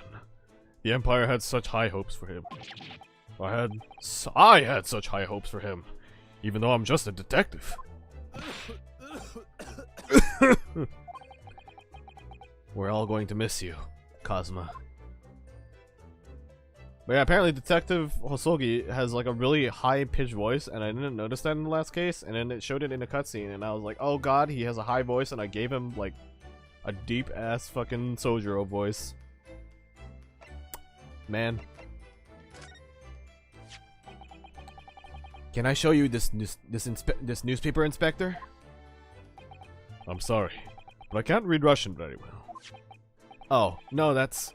Alright, I know what it says.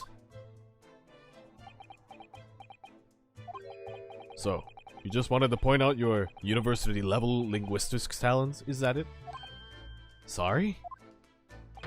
Nothing like me with my regular schooling. You're something much greater. Is that what you were trying to say? Sorry, forget I mentioned it.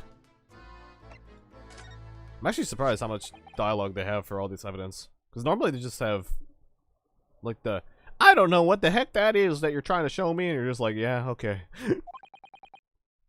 It's Kazuma's diary. Just before he died, Kazuma-sama wrote something rather strange in his diary. Strange? In what way? He wrote, What looks like some kind of speckled band is dangling from the ventilator grill. A speckled band? That is strange. Yes, we're still trying to work out what he meant by that, but what I'd like to know is... Don't tell me. The ventilator, is it? You're very astute, Inspector. That ventilator clearly joins to the next door cabin. That's right. So if we could investigate in there, we might be able to work out what the speckled band was. Oh, maybe it's the bell from the other room. Alright then.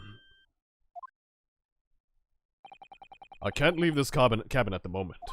I'm stuck here until we arrive at the next port. The captain has given me strict orders to guard the scene of the crime, you see. I'll have to entrust the investigation to you. Really? You're willing to do that? Yes. As long as you don't leave the first-class cabin area. I'm afraid I can't remove those handcuffs, though. But what about the captain? Aren't you going against his direct orders? I'm a man of my word. And I promise you that I'll lay my life on the line if that's what it takes to convince the captain. After all, I failed to keep Asogi-san safe. This is the least I can do. Thank you. Let's seize the moment then, Naruhodo-san. Just select Move. and we can leave this cabin at last. Move. Alright, let's see what we can find out. Holy shit, we can finally leave this fucking room. It only took 2 hours.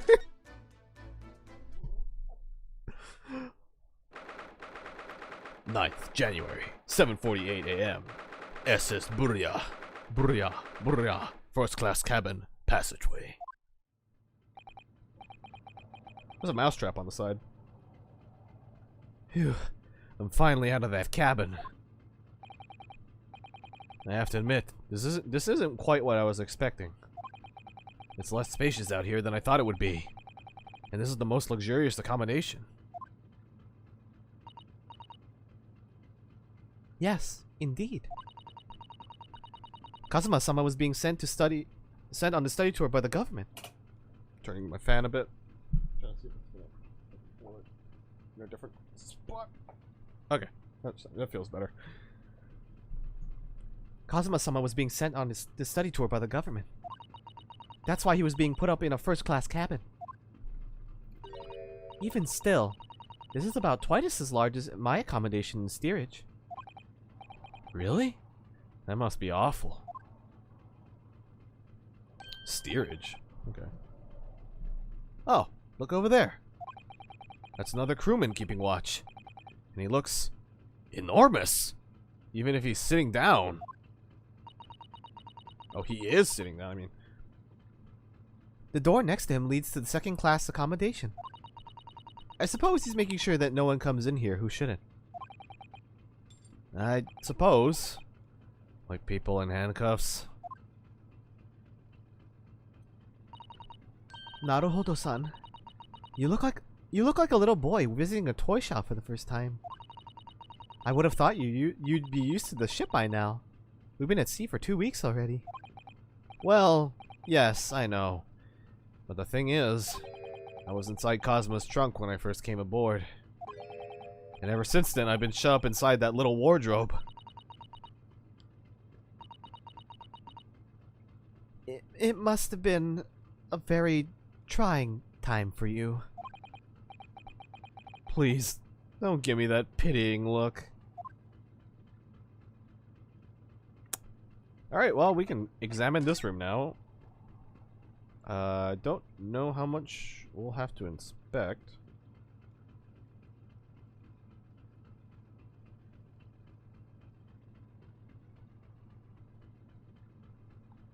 I pity the fool.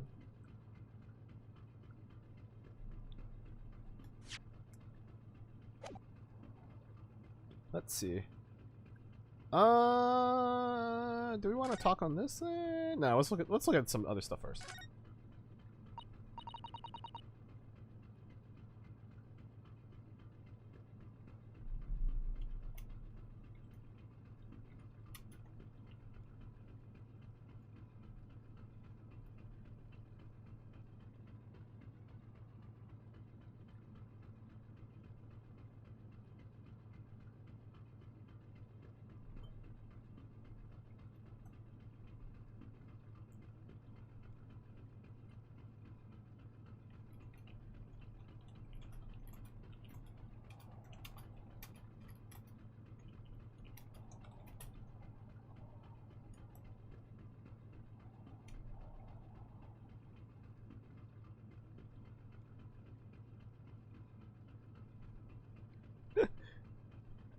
You're gonna bed dead.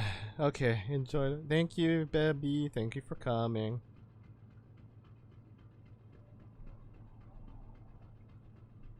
Ah, a trap for catching mice.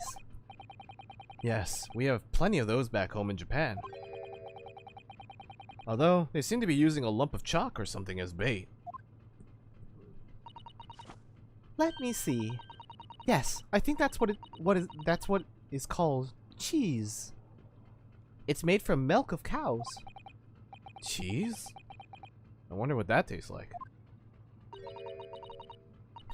You can't eat it, Naruhodo-san. The trap will snap shut on your fingers. Really? But I suppose you're right.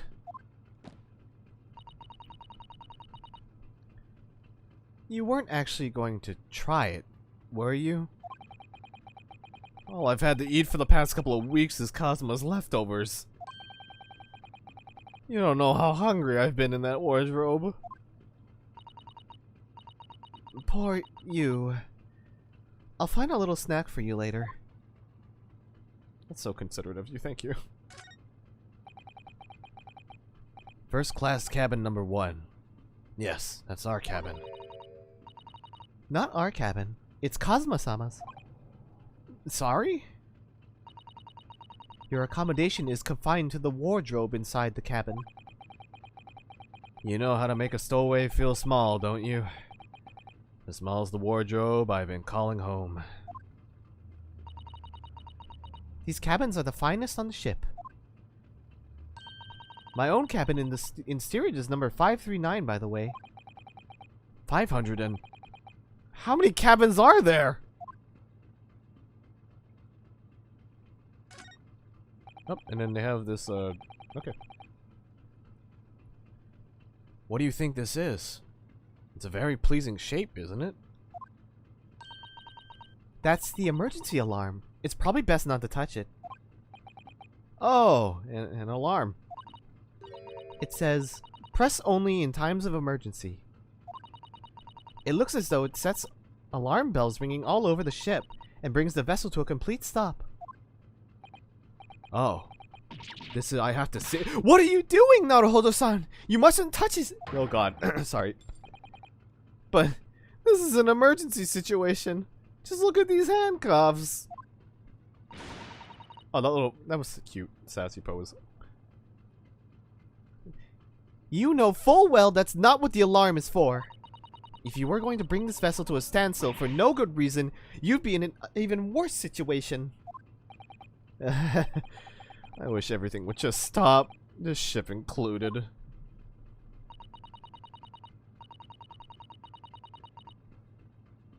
If you have to do something foolish, at least make it something that doesn't affect anyone else. Okay, so this is the cabin that we actually want to go to. But there's a lot of other shit to look at, so we're gonna do that. This looks like a plan of the SS Burya. Burya. It shows each deck. Look. The Burya is a large-scale steamship with a triple-skin hull. What a marvel of engineering. Well, it's been playing on my mind for a while now, actually, but... How is it that such a huge lump of metal doesn't just sink to the bottom of the ocean? Oh, that's really quite simple, Naruhodo-san. It is? Well, consider the Japanese archipelago. The islands of Japan? Yes, they're not metal, but they are enormous lumps of earth, many, many times larger than this ship. And they don't sink, do they? They've been floating happily on the sea since the gods created them. Well, I suppose so. I like that ticking. It's very soothing. That's a huge book on the top of the table there. And there's a pen next to it. Yes. Sorry. Yes. That looks like the ship's log. Shall we have a little look through it?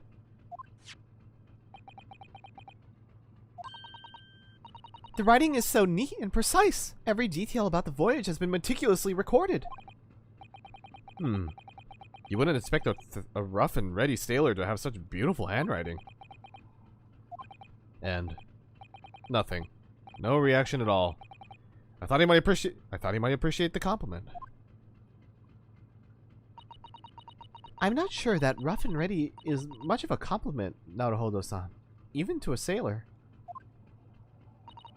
Anyway, last night's log is mostly blank. Presumably that means there was nothing to report. Huh. Okay. That's the way to the second-class area of the ship. Is something wrong? I was thinking about making a run for it just for a moment. Things aren't exactly going well for me. I might be wrong, but imagine the moment you reach for the handle of the door. That burly seaman would surely shoot you dead.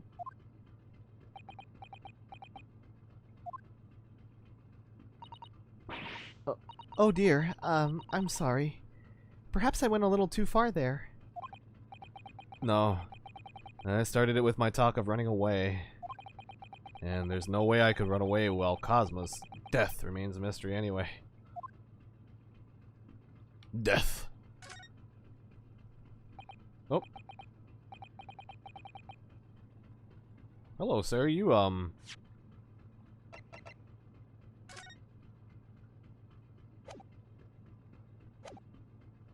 might seem familiar, maybe? I don't know. Why do you have a weird tan? Oh, Kiro! Hello, hello, hello, hello, hello, hello, welcome! Thank you for the raid. Welcome, welcome. Hello, raiders. I'm Dwago, or URAunitB, whatever you want to call me. I am a variety streamer who uses this talking dragon as an avatar because people know me as Drago from playing Final Fantasy 14, and it's just makes more sense if people see a dragon when people call me Drago. So, anyways, yeah, welcome, welcome. I'm playing The Great Ace Attorney Chronicles, and I am on chapter 2, and it took me 2 hours to leave the first room. So it's going pretty good. Hi, Kiro. Hi, Poom. How am I enjoying chapter 2? So far, it's pretty interesting. Her luck is a person. 2 hours, dude. 2 hours. I don't even know if I'm gonna get to the court part tonight. I might be too tired. Excuse me, but could I ask you something? You little story murderer. Oh god, I don't know if I can. Ah. I'm for a long ride. Oh boy. Sholmes is my favorite. He's a character. That wasn't a good start, was it? Alright, let me try instead. Good day, Mr. Sailor. I'm so sorry to trouble you, but could I perhaps ask something of you? You little third class the lady's maid? Oh god. Oh. We seem to have caught this sailor on a bad day, Susato-san. What do I think of Sholmes? I like voicing characters like him, so yeah, I think he's pretty funny. Although, so far, he's giving me the impression of is that he's an idiot, but you know. I'm not sailor. My mother gave me name. I am senior crewman. Biff Stroganoff. Biff Stroganoff. Lovable idiot. Yeah. Phew. That's the best thing is just to avoid eye contact, I think. Okay, here's some dialogue. He really looks like he has a sunburn from a grate on his body, and that's funny and weird. And he also does not look like a Russian murderer that we might have seen. You know, probably not the same person. Well, maybe there's more people. I don't know. Have you seen the movie Sherlock Holmes, Smarter Brother? I actually haven't, actually. I don't think I've ever watched the Sherlock Holmes movie. Let's see. Mr. Stroganoff, about this first-class cabin area. Here we are in finest part of Boreal steamship, for very important persons. What sort of, very important persons? Government officials, kings, queens, traveling in secret, many important persons, no? It's really funny. It's with Gene Wilder. Oh my god. That is why I am always guarding this place. Gosh, that's amazing. But somehow I let stupid Stowaway inside. I want to pick you up and throw you in ocean, but Stroganoff is not animal. Thank you? If I may, I was wondering, is the cabin next to Mr. Osogi's currently occupied? Duh! I'm assuming that was da, because that would have been yes. Susato-san, did you understand that? It sounded like da. I think it's probably Russian for yes, or no? Genius. She's trying, dude. At least she's trying compared to you, not old. 50 shot right there. Yeah. Let me go flip a coin real quick. I don't think that caught on the microphone, unfortunately. By the way, it's heads. Alright, anyways. It is not permitted to visit other cabins without invitation. Well, it sounds like there is somebody in the next door cabin at least. Yes, it's tantalizing. Oh. Okay. Could you tell us who's traveling in the cabin next to Mr. Osogi's? His name is Mr. Grimsby Roylott. He is very important Western gentleman. Okay, maybe this might be the rotary, actually. We'll see. A Western gentleman. Do not think about it. He has nothing to do with murder of student boy. How can you be so sure about that? Mr. Roylott is an authentic Western gentleman. Such a man would have no interest in lowly student from insignificant Far East Islands. That was harsh. Could you tell us when Mr. Roylott came aboard? That is not your business. Come to think of it. Even though we've been at sea for 2 weeks now, and I've been in Cosmo's cabin the entire time, I've never once heard anything from the next door cabin, or even felt like there's anyone there. Well, presumably since this gentleman is occupying one of the first-class cabins, he must be rather important. Is that right? That is not your business. Let's look at last night. Are you on watch here all the time, Seaman Stroganoff? Duh. All the time. All time. So criminals like you cannot come in or get out. I wonder, could you tell us anything about last night at all? It is sad about student boy. Were you on watch last night as well? Of course. And did you notice anything at the time? Anything unusual? Yet. Sasato-san, did you understand that? It was clearly a no. I saw nothing unusual, nothing at all. And you didn't hear any And you didn't hear any strange noises? Or sense anything was wrong in some way? I said no! Sorry! That was a very powerful Niet! If Eddie was a very much powerful Niet! I'm not so sure. I could have sworn that he wouldn't catch my eye for a moment there.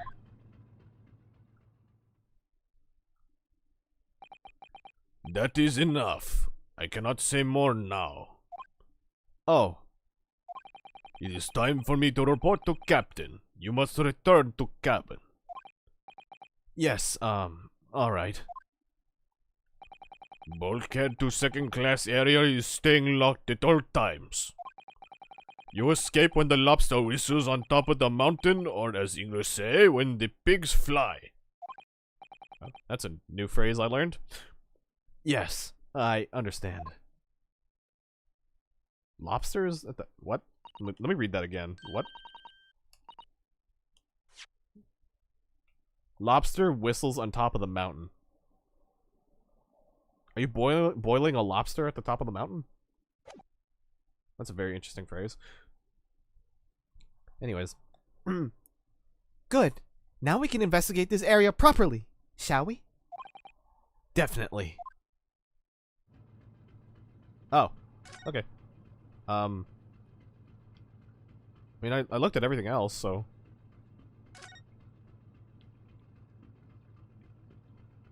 Yeah, I mean, it's about time to go in this room, right?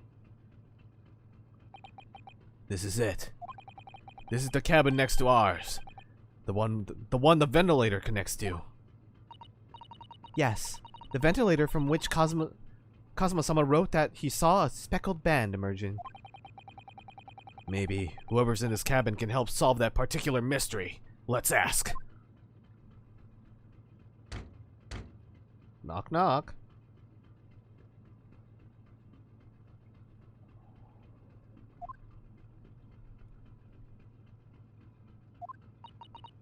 No answer. We're out of luck, it seems. There's no one in there to help with our inquiries. How annoying. Ah? What was that? It came from inside the cabin. Oh, it was a high-pitched scream? I am not doing that. Such a high-pitched scream. It must have been a woman. Stand aside. Oh, never mind. Stand aside. I'm about to break the door down. I'm about to break the door down. Mr. Sholmes. I shan't be stopped. When the fit is on me, I revel in kicking doors off their hinges. Please. Wait, Mr. Sholmes. The door doesn't appear to be bolted. It doesn't? Then, how the deuce can I dispatch this muscular urge? What, pray, can I kick? I think we should go in. There's no time to think about stress relief. Oh, there we go. Hey, it only took 24 minutes to get into this room. 9th of January. SS Buria. First class cabin. Number 2.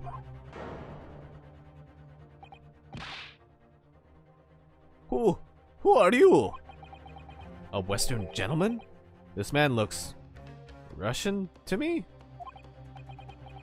We heard a woman scream.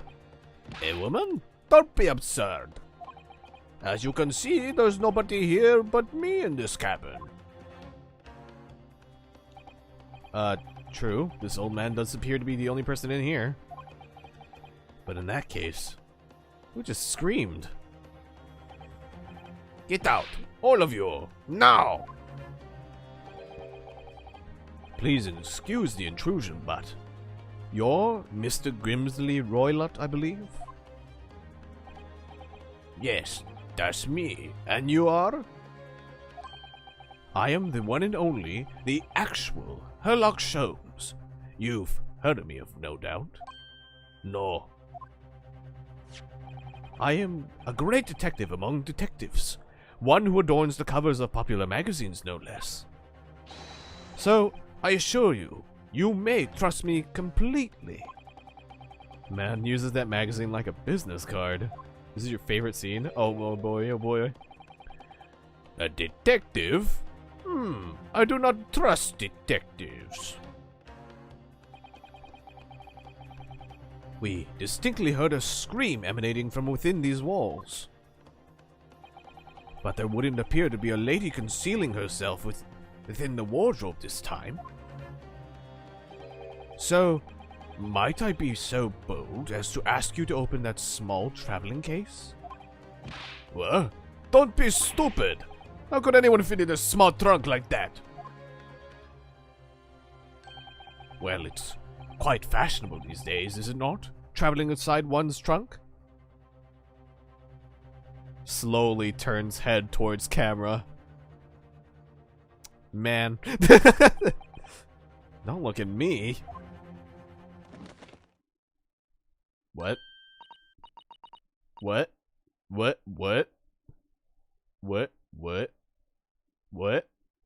What? What? Yeah, looks into the camera like in the office. You mean I don't travel in my trunk? You know what? I just have to admit it. I just like Coach more. I just, you know, first class in the trunk was all right, but Coach is where it's at. You know, it's economical. Anyways. Oh my! Did you see that, Mr. Naruhodo? Yes! The case just shook.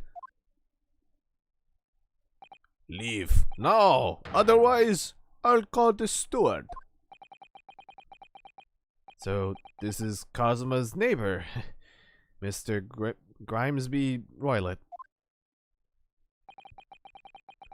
There's no doubt about it. This strange Russian man is holding something. I think it's a pair of scissors. I couldn't agree more. Let's see if we can find some clues before that burly sailor returns. True for most cases. Yep, true for most cases. Hey, how about I ignore this guy and... Sholmes? Sholmes? What the fuck are you doing? Sholmes. Sholmes. Sholmes! What? Why are you...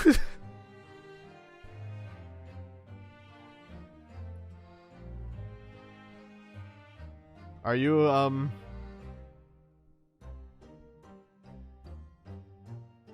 Alright, so we're just gonna pretend he's not there for now. And we're gonna look over here. You know? You're hoping it doesn't let you interact with it. Well, this is normal. Nothing to see here. Just man in closet. Nothing wrong. What do you think you're doing? Ah! This is my cabin. Get out! Could we just have a quick look inside your traveling case, perhaps? No! What a pity. I think we're out of luck. I think you're right. There doesn't appear to be anything more we can do. I agree. But there may be someone who else can help. Oh my fucking god. Perhaps that great detective could get somewhere with Mr. Roylott, even though... I wasn't even looking at the trunk. I was looking at this. They're making me talk to this guy.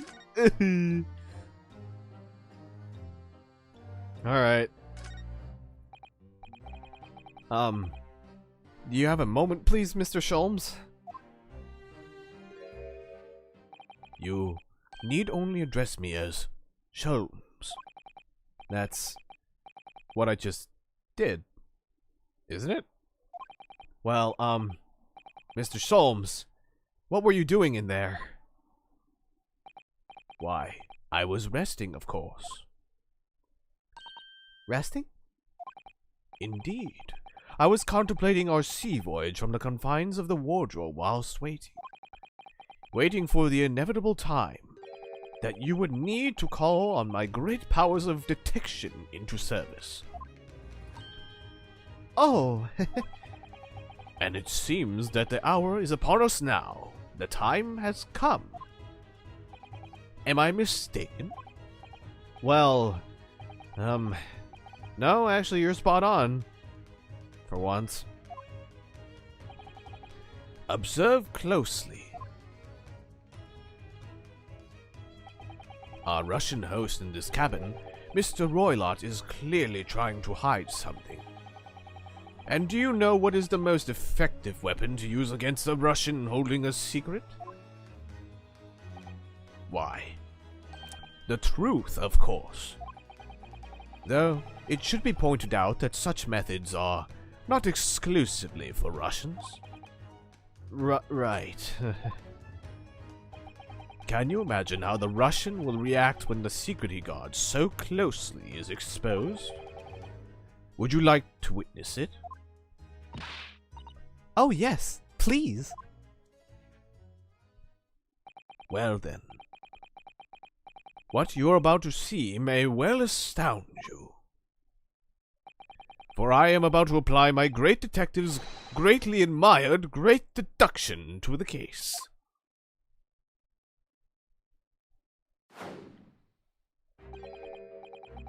Could this man be a more hackneyed portrayal of a dubious Russian? I ask you. What? From time to time it occurs to me. Is the fellow dubious on account of his Russianness, or Russian on account of his dubiousness? I really don't think either of those things should be occurring to you or anyone. That's right. And Mr. Sholmes, I know this man's beard and dark glasses are hard to ignore, especially on first meeting, but once I read, it is a capital mistake to theorize before you have all the evidence. It biases the judgment. Shh. I must have complete silence. What are you doing? Why are you peering into my face like that? Ah, just as I thought. Yes, I have quite made up my mind now. There can be no other explanation that accommodates all the facts. Mr. Roylott, I have reached two incontrovertible conclusions. What do you mean? Number one, your true identity is that of a villain. Using those shears, you are about to end the existence of something most dear. Are you not? Huh? And number two, the other conclusion I have drawn, you are, at this very moment, no less, in the midst of committing a most grievous crime. Beneath that beard, your mouth quivers with nervous tension as you realize you have been discovered. Does it not? Oh! Naruhodo-san! I never imagined I would witness one of Mr. Sholmes' great deductions with my own eyes. That was a great deduction? Nothing can deceive Mr. Sholmes. In a single glance, you can deduce all there is to know about a person. Susato, your Maya is showing. What? What ineffable twaddle. Oh yes. I've read about it countless times in the adventures of Sherlock Sholmes. And now I've experienced the astonishing impact of his great deduction firsthand. This is like a dream come true. Okay, Susato. You know what? I forgive you. You're very cute. Best girl. I can hardly believe it, but all the color has drained out from Mr. Roylet's face. It looks like somehow both of Mr. Sholmes' conclusions were right? Is Sherlock Sholmes supposed based on the great gentleman of light, Hildebrand Mandeville?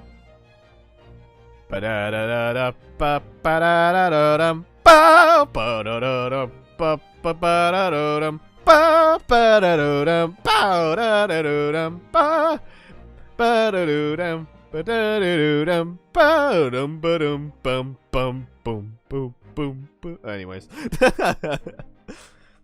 Susato is the best girl. She really is. I mean, how could you? How could I possibly know such things? You wish to say? I delivered that really weird. Anyways, very well then. I shall elucidate. I shall explain how it was that I arrived at this pair of conclusions. So do I cordially invite you upon a journey of logical discovery. Let us board the train of reasoning.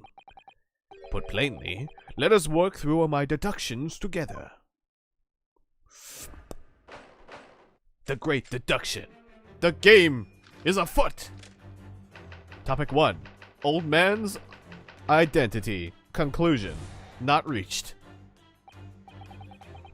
So, the dubious-looking Russian, Mr. Roylet, obviously what catches the eye in the first place is this enormous pair of shears in your hand. Now, we ask ourselves, what could you possibly want with such an implement? The answer, of course, is staring us in the face. You were on the verge of using the shears to cut away that copious beard, your sport. Now, moving on. The question then begged is this. Why would you desire to rid yourself of this magnificent beard, Mr. Roylet?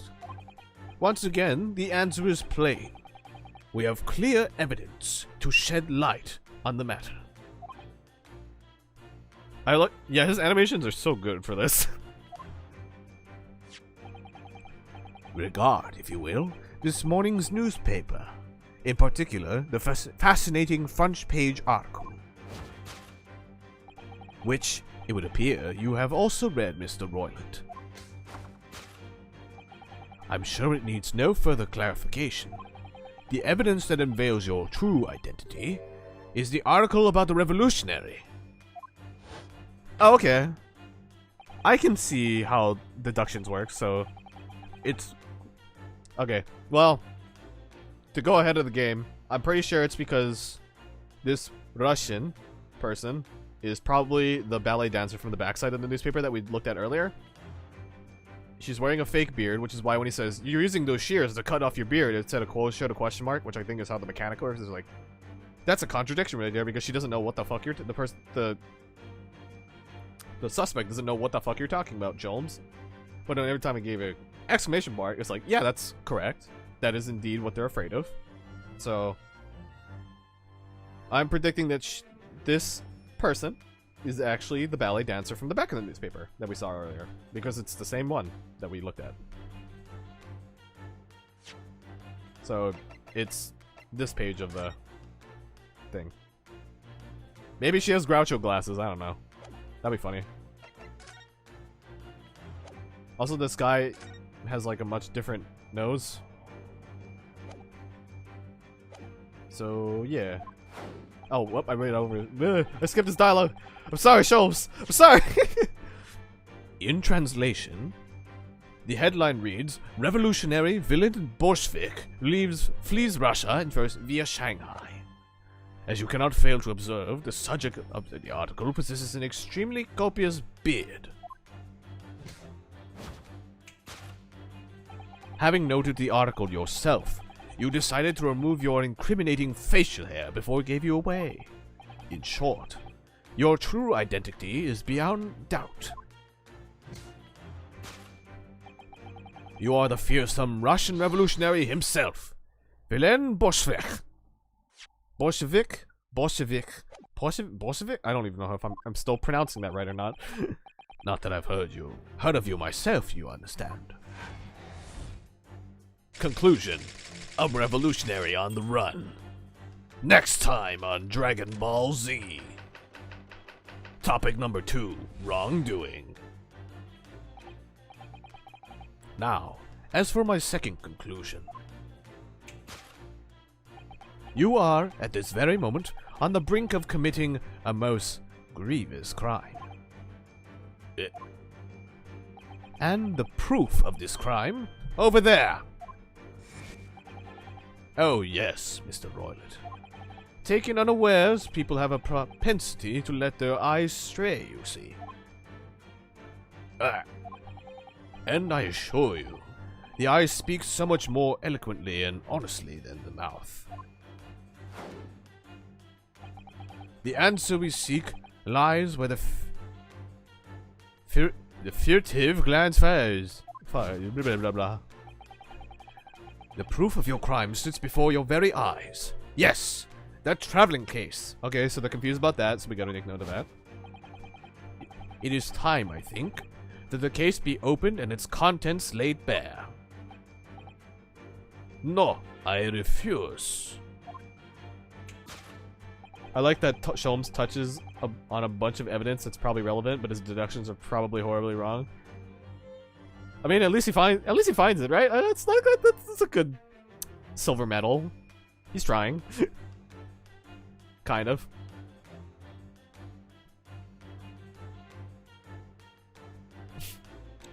What could you possibly be concealing inside, we ask? Yeah, where's Watson, man? Where's Watson? By my deduction, a young lady, perhaps. One slight enough to fit therein. Don't be absurd. And what, pray, would be the identity of this young lady in the traveling case?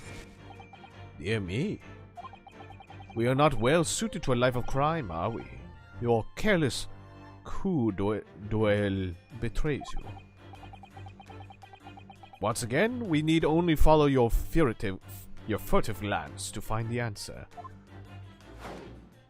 I mean, Cough Wilson. She's too far away. She's at the next port. Yes, the reason you refuse to open your traveling case can equally be found in the pages of this newspaper. But there is another most stimulating article. If we turn from the fleeing revolutionary to the back page. Woo! Renowned prima ballerina of the Novovich Ballet disappears from Shanghai. Such a headline can lead us to but one conclusion. Your crime is that of abduction, and according to the article, the young lady's name is Nikolina Pavlova. Wrongdoing. Conclusion. Kidnapping of a young ballerina.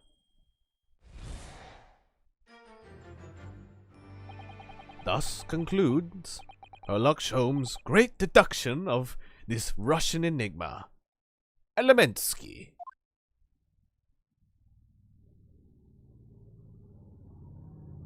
What about element and snowboarding, though?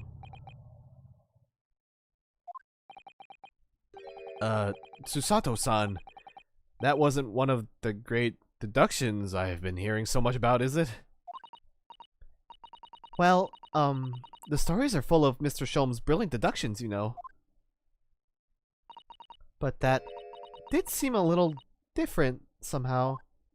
Oh no, she's being disillusioned. I'm so sorry. Excuse me, Mr. Sholmes. Could you come over here for a moment?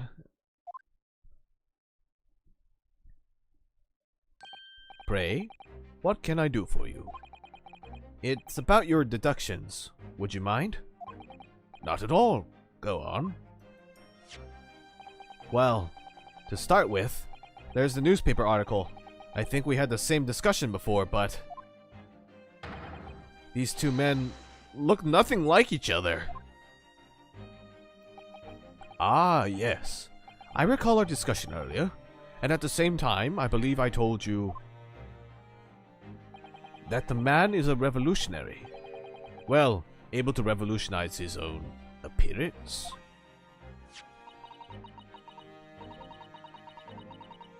In fairness to Mr. Sholmes, Mr. Roylott does look more like this man than you do.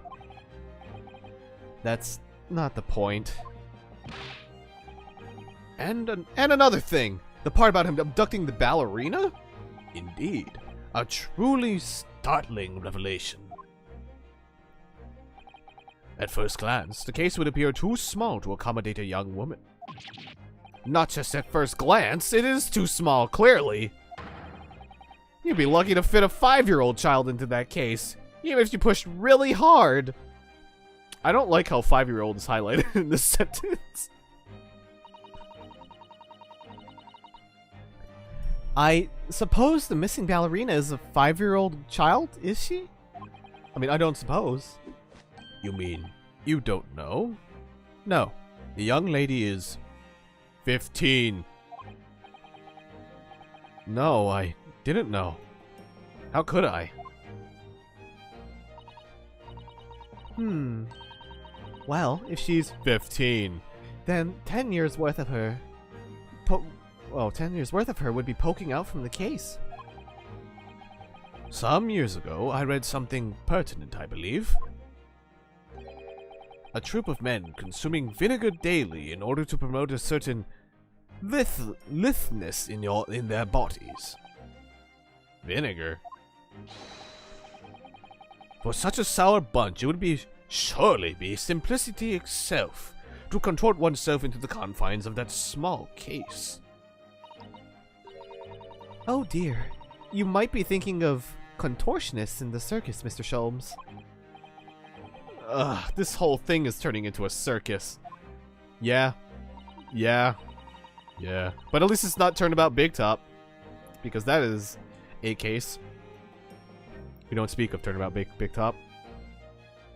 There was no Ace Attorney 2.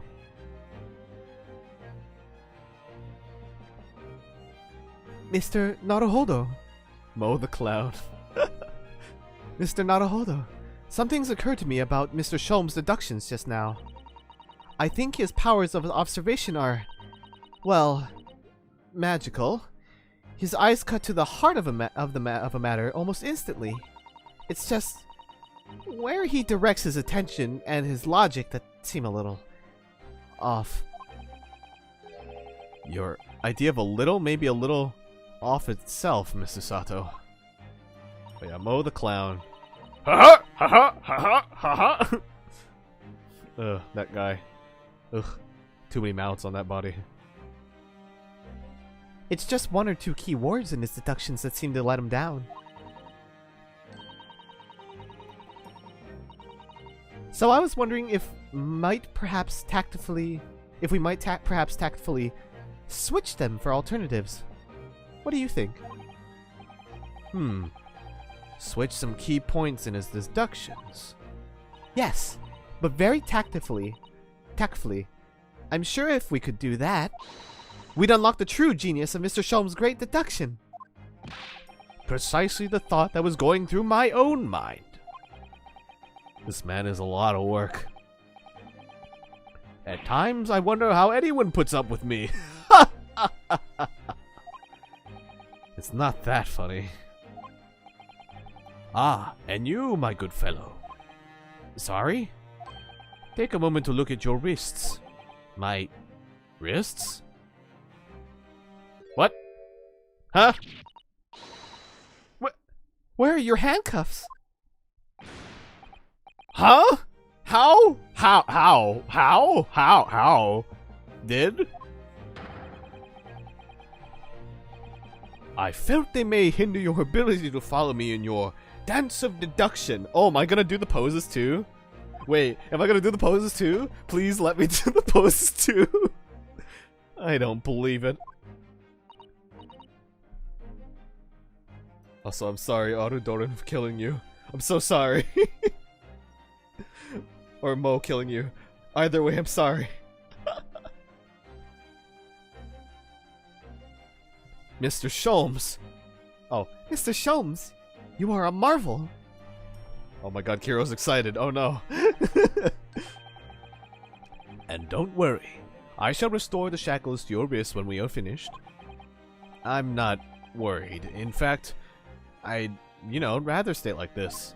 It's comfortable. My wrists aren't like hurting, and So, let us begin. Oh, okay. Sherlock Sholmes is proud to present his logic and reasoning spectacular. Course correction. Hold it, Mr. Sholmes. Topic 1. Old man's identity. Conclusion, a revolutionary. This episode of Correction. Sholmes is gonna be proven wrong, but no. sorry, I can't do the whole bit. So, the dubious-looking Russian, Mr. Roylott, obviously what catches the eye in the first place is the enormous pair of shears in your hand. Now, we ask ourselves, what you could possibly want with such an implement? The answer, of course, is staring us in the face. You were on the verge of using the shears to cut away the copious beard you sport. And it was right there when we know he fucked up. I'm not so sure. Would you really use shears like that to cut off a beard? I doubt that's something I'll ever have to worry about. It doesn't quite sit right with me, though. It doesn't seem to be sitting right with Mr. Roylott either. Which means, I suppose that the deduction is wrong. Let's try to switch Switch. a key word here, Naruhodo-san, and see if it helps matter. If it helps matters. Alright, but how? I think we should start by taking a long, hard look at Mr. Roylott. I wonder if it's really his beard that he intended to use those shears on. Exactly. If we do manage to find something that seems to fit the sense of Mr. Sholmes' deduction better, Then, what? then I'll leave the rest in your capable hands, Naruhodo-san. Why am I the one doing something about this? Well, anyways. Let's see if there's anything we can even... Let's see if there's anything we could even use to switch around in that last sentence. What exactly was Mr. Roylott really going to use those enormous shears for? Oh, is he really about to cut? His thick hat, his copious beard.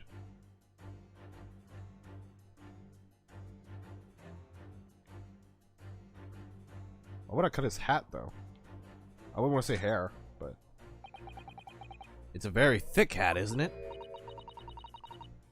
Ah, that's the secret you see, Naruhodo-san. Don't you know? Secret? What? Well, before we left Japan, I took some time to study various foreign countries.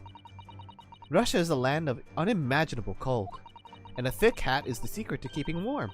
Without one, I read that your brain would freeze. That was just one of many fascinating snippets of information in Oh Mother, Not Russia. I think maybe you picked the wrong book there. Oh, cool. I can rotate this. Oh, there we go. There we go. There we go. Hey, hey. What the? What's this? It looks like a cascade of stunning golden locks? No. The color is not the point. Oh, the point is, what's it doing on the back of Mr. Roylott's head? And how is it growing out from underneath his thick black hair? Well, yes, that's true. So it's stunningly beautiful and stunningly surprising. It's a weave. Yeah, I buy it. Yes! Alright, there. We can present the golden locks. Cyclock broken. Oh my god. We're doing the animation. Oh my god, that's so good. You were on the verge of using the shears to cut away the golden locks you sport. Indeed. You have identified the precise steel tile I was intending to expose. These are so fucking good. Such lush, golden hair certainly does not befit an old man. You're not a man at all. You're a woman! And judging from the length and sheen of your hair, one still very much in her youth. Oh no. Oh no. If only I had managed to cut off my hair, no one would have suspected. The question then begged is this.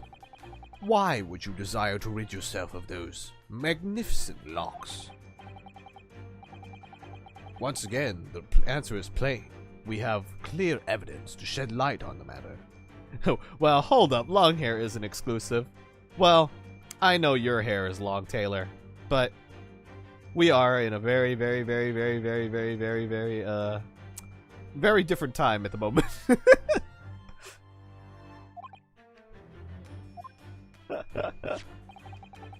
It's okay, buddy. I'm not cutting off your hair. I'm sure it needs no further explanation. The evidence that reveals your true identity is the article about the revolutionary. Well, that was a shock. I had no idea that old man wasn't really a young woman in disguise, did you? What? Why are you staring at me like that? Yes, it was a surprise, Naruhodo-san. You're enjoying this, aren't you? Sorry? You look like you're in your element as you dance around the room deducing the facts with Mr. Sholmes. I'm just doing what we agreed. I'm not having fun or anything. This is strictly business. Yes, I understand. Say no more. Well, anyway, let's focus on this next part of Mr. Sholmes' abduction, shall we? The evidence that he's picked out doesn't fit the facts at all now. No, that's true, given that Mr. Roylet is actually a woman. Exactly. He, or rather, she, can't possibly be this merciless revolutionary. I suppose it's because the deduction as a whole is taking a completely different direction now. Yes. Let's switch the evidence for something else. Something that fits the facts as we now know them. Understand them, I mean. For some reason, this woman needed to try hide her true identity. I feel as though I've either read or heard about a young woman in a situation like that recently. Alright, I'll do my best. Yes! Article about ballerina.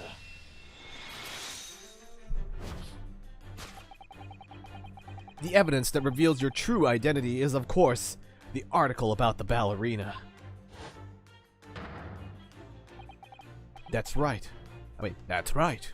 You've hit the nail on the head. Renowned prima ballerina of the Novovich Ballet disappears from Shanghai. It would appear we are finally able to address you by your true name.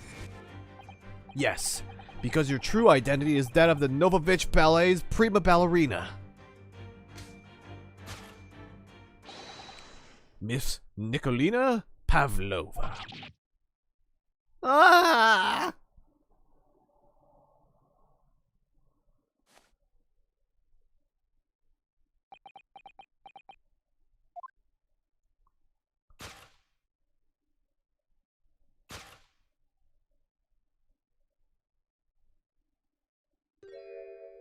Wow, she really did have like Groucho glasses. Well, she didn't have the nose on the glasses, but she had a nose, I guess. On the beard? I don't know. You're right. My real name is Nina. I mean, Nikolina Pavlova. Oh god, I'm gonna butcher this accent so bad. But please, I beg you. Oh, now I'm going British. Don't tell anyone. Conclusion. A ballerina on the run. Case solved. Topic number 2. Wrongdoing. Kidnapping of a young ballerina. I like the hook dangling from her hair. Yeah, I like that too. Now, as for my second conclusion. You are, at this very moment...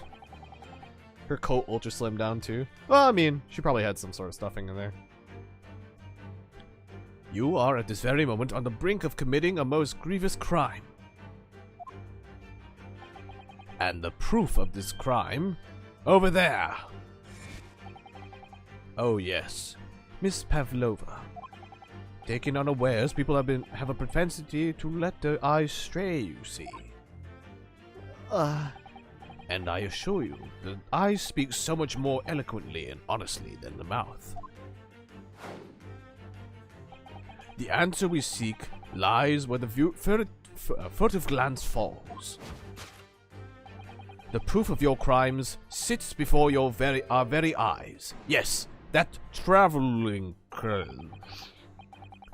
This woman is the ballerina and she's right in front of our eyes. So clearly she can't be inside that traveling case as well. No, that's right. It seems she wasn't abducted at all. In which case, what is the crime this young woman is apparently committing? I can see I'm going to have to step in and fix the great detective's mistake again. You seem to look pleased, Naruhodo-san. Do you like the idea of another chance to dance around with Mr. Schultz? Stop it. Anyways, there must be something else here that shows what this woman is up to.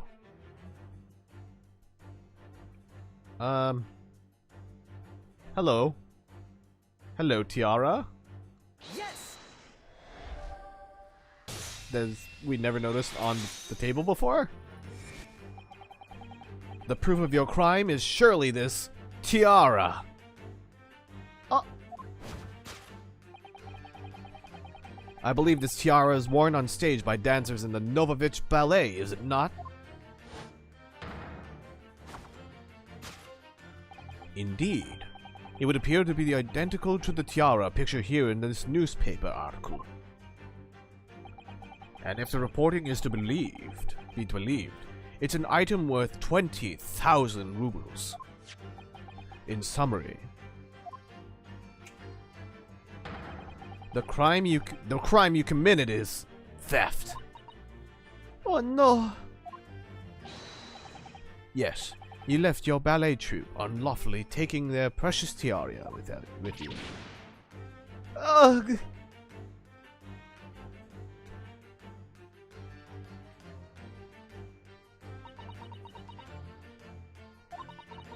I have no one, no family, no friends. I am all alone, and I need money. But I did not steal the tiara. It was a present from, how do you say, an Earl of Prussia. It belongs to me. This girl is only 15 years old, and she's run away all by herself. She must have been extremely lonely.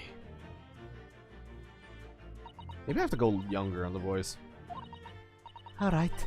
I'll tell you, I will tell you everything. There is no point to hiding it now. I can't go any higher with this accent. Come, come, let us not be hasty. But? There remains one unsolved mystery about you. Mystery? What do you mean? You have staunchly refused to open this traveling case of yours in our presence. There's probably a dog in there. There are no pets allowed in this area. It is reasonable to conclude therefore, that there exists some reason why you wish it to remain closed. Is that not so, Miss Pavlova? My dear girl.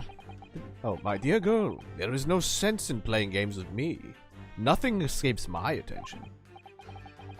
Indeed, I have a very good idea of the contents of your case, even before I have ever laid eyes on them. Dear me, we are not well suited to a life of crime, are we? Your careless coup d'oeil betrays you.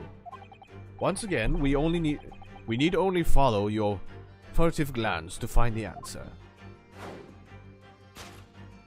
Yes, the reason why you refuse to open your case is written on the books on the shelf. He's completely changed tack with his deduction now. I think Mr. Sholmes is adapting his logic to the changing circumstances, don't you? Maybe. But why has he suddenly brought the bookshelf into all this? It's just a wild guess, surely. Oh, do you think so? Well, it doesn't seem likely that the reason why this young woman doesn't want to open her case would have been written in a book that doesn't even belong to her. Yes, that is true, but still, Miss Pavlova certainly did not cast her eyes in that direction. I noticed it myself. Then there has to be another reason why she won't open her case. It must be somewhere in the same area, if that's where her gaze was involuntarily drawn. I agree. That's the only answer. Whatever she has hidden inside that case should be revealed by following her gaze in the direction of the bookcase. Okay, so probably this rules, because it talks about having no pets.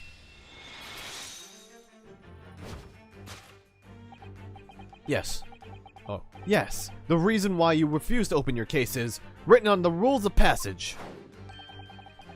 Passengers must not keep weapons or other dangerous objects in their cabins. Pets are also strictly forbidden. Inside that case of yours is something forbidden from carriage on this vessel. That is the real reason why you refuse to open it, thus revealing its contents.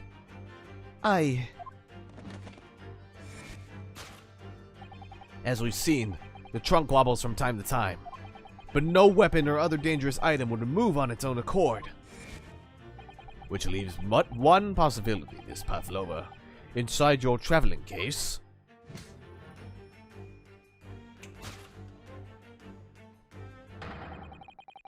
is the last item printed on the passage a pet. Ugh.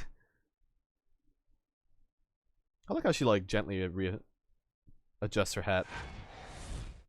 Wrongdoing, possession of a prohibited animal, which is solved. Deduction complete. Elementary. Oh no, it becomes elementary when we fix it. Oh, okay. That's kind of cool. So, clearly you aren't who you said you were. Together they are unstoppable. Yes! Power! No, I am not Grimsby Roylat. My real name is Nikolina Pavlova. Everything you said was correct. You absconded during one of your ballet company's performances in order to escape your homeland. Later that same night, you stole aboard this vessel, which couldn't have been easy. The Buria is a huge steamship with a vast crew. Could she really have snuck on aboard without being noticed? In order to obscure your true identity, you somewhat recklessly took the disguise of an old gentleman. And you intended to sever all links with your past by severing your long hair. Yet to a woman, hair is no trifling matter. My personal recommendation is to leave well alone. So, if it was just you about to cut your own hair, who was it that let out the scream we heard from outside the cabin? That veritable tinkling of a bell. Why, none other than this young lady, naturally. More like a full set of pipes, if you ask me. I was so scared when I ran away in Shanghai.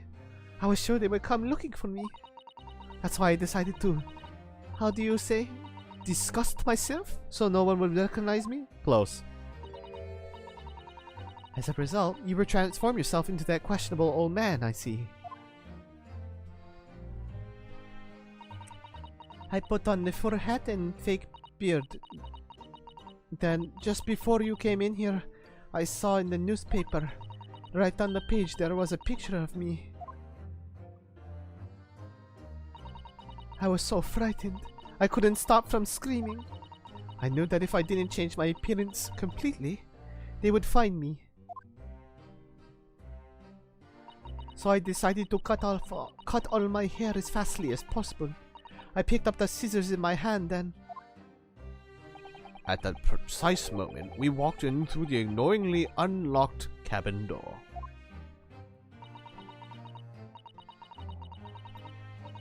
Things happen like that sometimes, don't they? Things do indeed happen like that from time to time.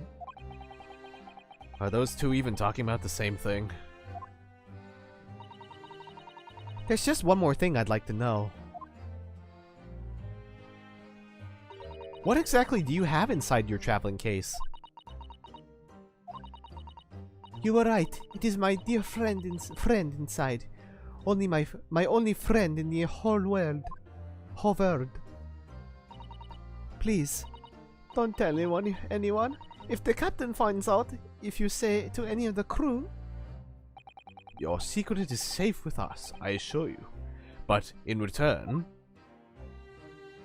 you must tell us in as much detail as you can muster about the events of last night. Yes, alright, I will tell you.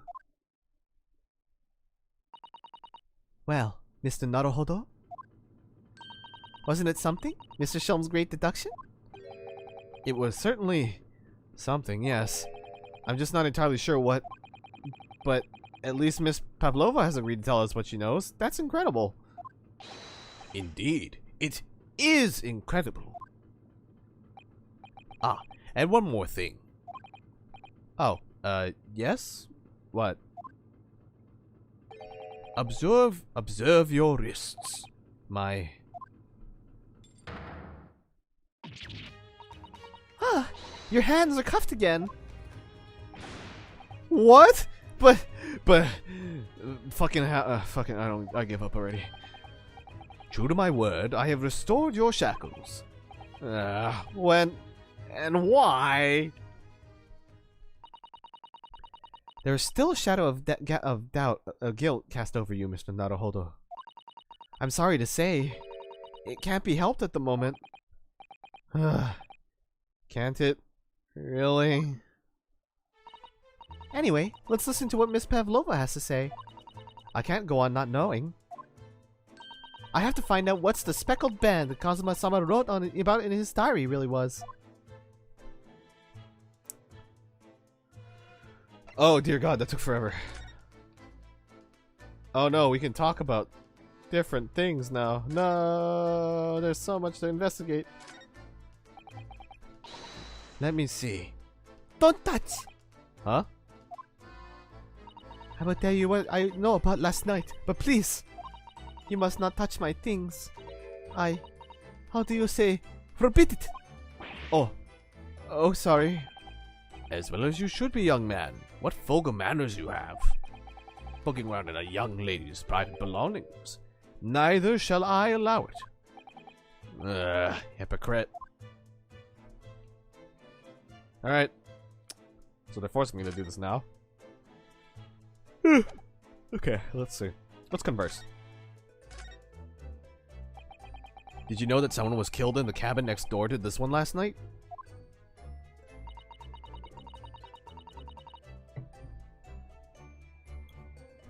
One of the crewmen told me this morning when I was eating breakfast. The man who died, he was a friend of mine. Oh! That's why we're trying to find out what happened. Did you notice anything unusual last night? Perhaps you heard a strange noise? For example, perhaps people talking? Perhaps the ship was absorbed in a wild tempest. Perhaps its steam engine exploded. Perhaps everyone on board would have noticed if that had happened.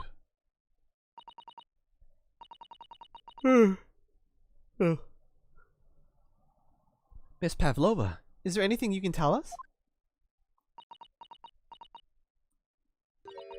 I don't know. I'm sorry. but all I could think about last night was what I had done and whether they would find me. I didn't notice anything that was happening around me. Oh, I see. Ooh, my thumb is getting tired too. You've run away from your ballet company, haven't you? The Novovich Ballet? Yes. I am traveling to Great Britain, and from there, I want to go to America. I will never dance again.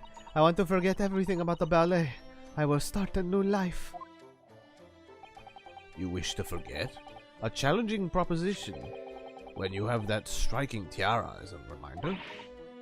But the tiara is mine. I need to live.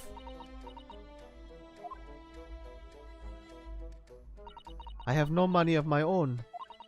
The Novovich Ballet gives us only a little food and water, and we must dance all over the world. I had to run away. I had no choice. If I had stayed, they would have killed me. So you ran away to protect yourself? Yes, and the crew of the ship. They have all been kind to me. They let me come aboard, and they said I could hide in this cabin. Oh, they let you. Okay. If that is indeed the truth, Miss Pavlova, it creates a most intriguing conundrum. Yes, it does. What do you think about it, Mr. Naruhodo? Me? Oh, well, yes, of course. I think we should hear Miss Pavlova's explanation. To what conundrum, I'm not sure, but...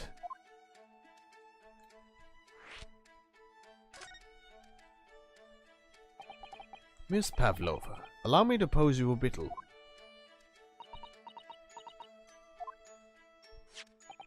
According to this newspaper, it was only yesterday that you absconded from the ballet. Now, that being the case, it must have been last night that you boarded this vessel.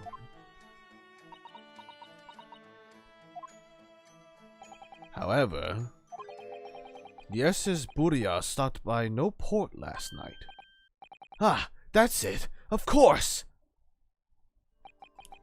So, how is it, pray, that you come to be aboard?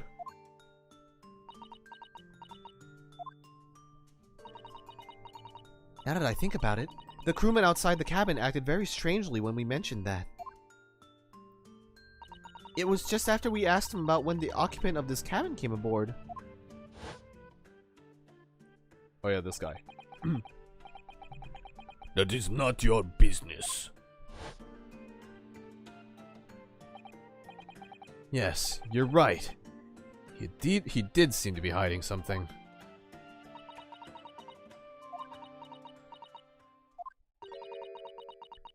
An angel descended from the heavens, bringing grace and beauty to the stage.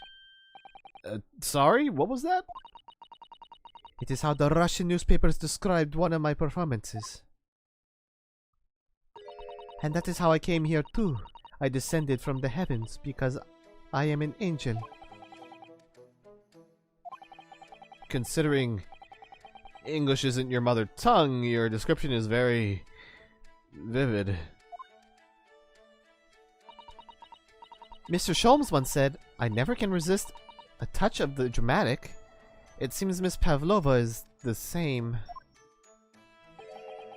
A genius descended from the heavens, bringing grace and beauty to detection. Wise words? Words once said about myself. A quote from a wonderfully extravagant advertisement for the adventures of Herlock Sholmes, in fact. Yes, Mr. Shoei. Anyway, it doesn't look like Miss Pavlova is going to tell us what really happened. What is going on, actually?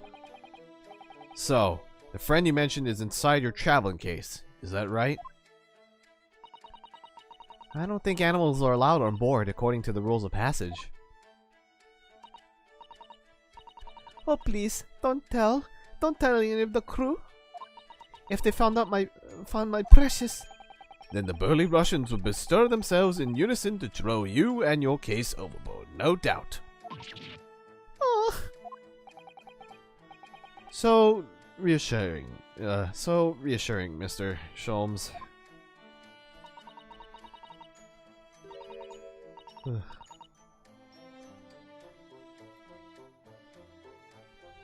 But what sort of pet is your friend? A little puppy, is it?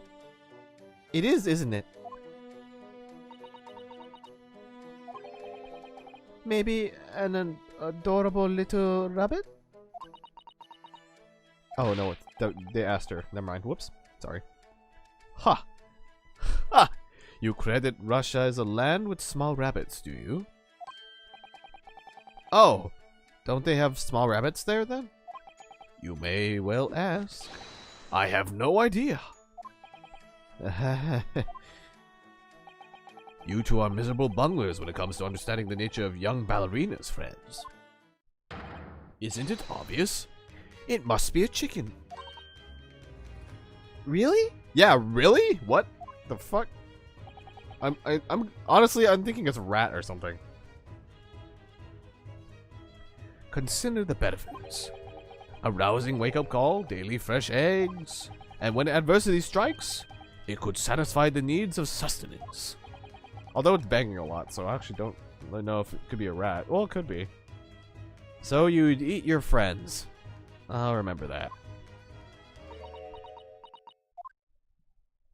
Well, it would appear this friend's identity is a closely guarded secret not to be revealed.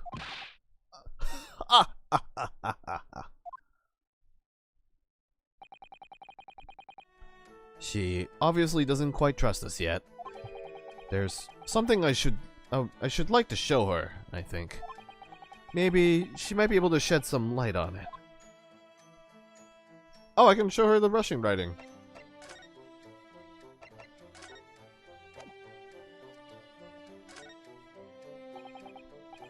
The Adventure of the Speckled Band is a Holmes story about a snake. Oh, is that why they played that little video in the beginning? I don't know. I don't know anything. Mr. Naruhodo, you're frightening the poor girl. Oh, sorry. I wasn't trying to. Oh. Can I show her this again? Miss Pavlova, about this article. You look so beautiful, like a... Oh, you look so beautiful, like a fairy.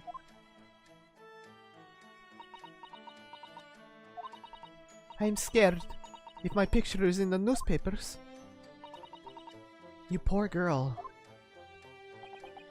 She's so young, just 15 years old.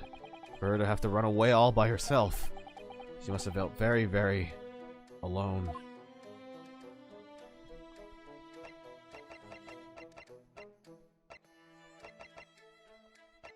Huh. Miss Pavlova, about this article. Did you know about this merciless revolutionary already? No. But when I saw the picture, I couldn't believe it. He looks just like me in my disguise. Huh? Am I the only one around here with eyes? The other man, the one wearing the brown, he also said so. He said we looked the same.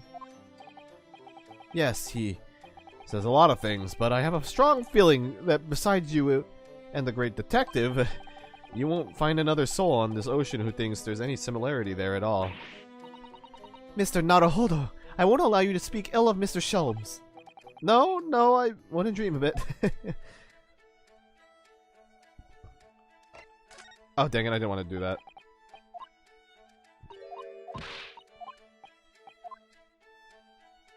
Does she know about this thing at the time? This is the diary of my friend who passed away. His diary? Yes, and he wrote in it last night before he died. Something a little unusual. It reads, 1:23 a.m. I can hear a faint whistling sound. And then a few minutes later, 1:35 a.m. What looks like some sort of speckled band is dangling from the ventilator grill. A speckled band? I don't understand. It's strange, isn't it? But the ventilator he mentions joins his cabin, you see. It's up there on the wall. In other words, this cabin and the victim's cabin are connected together. Oh. Miss Pavlova, has something occurred to you? Does the speckled band the victim mentioned mean something to you? Or the whistling sound, perhaps? No. I don't know anything. Oh.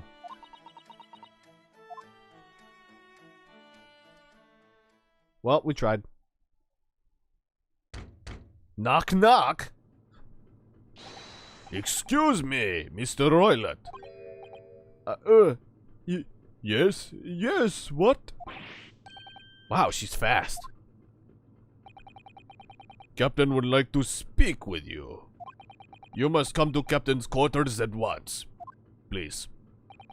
Alright, I will come now. Why is she... What? Don't carry your scissors. What? You must leave. No. Oh no, it's fine. Don't mind us. Yes, please don't worry yourself, Miss Roylott. Mr. Roylott? Get out! The passenger said out! Or do you want me to throw you out? It looks like we'll have to leave them investigating this leave investigating this cabin until later. What a pity.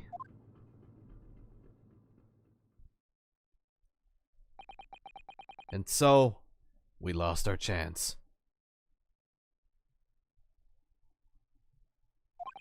Having still not managed to investigate Miss Pavlova's cabin, we were unceremoniously chased out. That is to say, we were quite literally picked up and thrown into the passageway outside. Just saying hi, but I hope you're luring real good out there. Hey, dude. I hope I am. To be continued. Oh, that sounds like a great place to take a break. Oh dear God, I'm so fucking tired. Yay!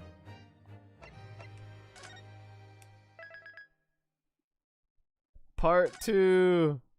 Alright, I think I'm gonna take a break from this tonight. I'm very tired. Well, that was interesting.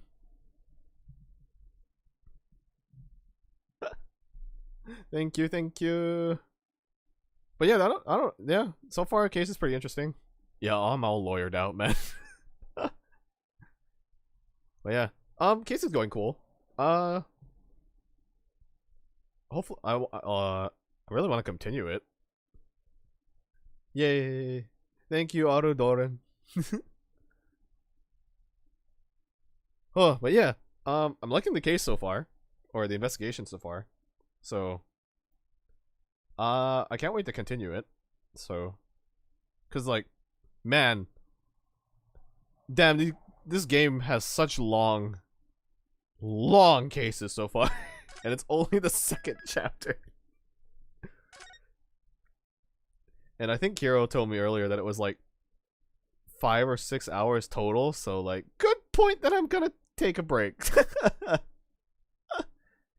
If you want to rest your voice, maybe we should collab voices sometime. Yeah, I mean, if you're free, when I can start, I am so down, dude, to bring you in. Like, thank you, please, or somebody. Yeah, hit you up. All right, sure. I don't know the logistics of next week yet, but like, yeah, I'll let you know if I have any, if I have like a solid idea of when I'm gonna do the next part. So yeah, I'll let you know. Kiro collab, let's go. Yeah. But yeah, anyways, thank you guys so much for coming.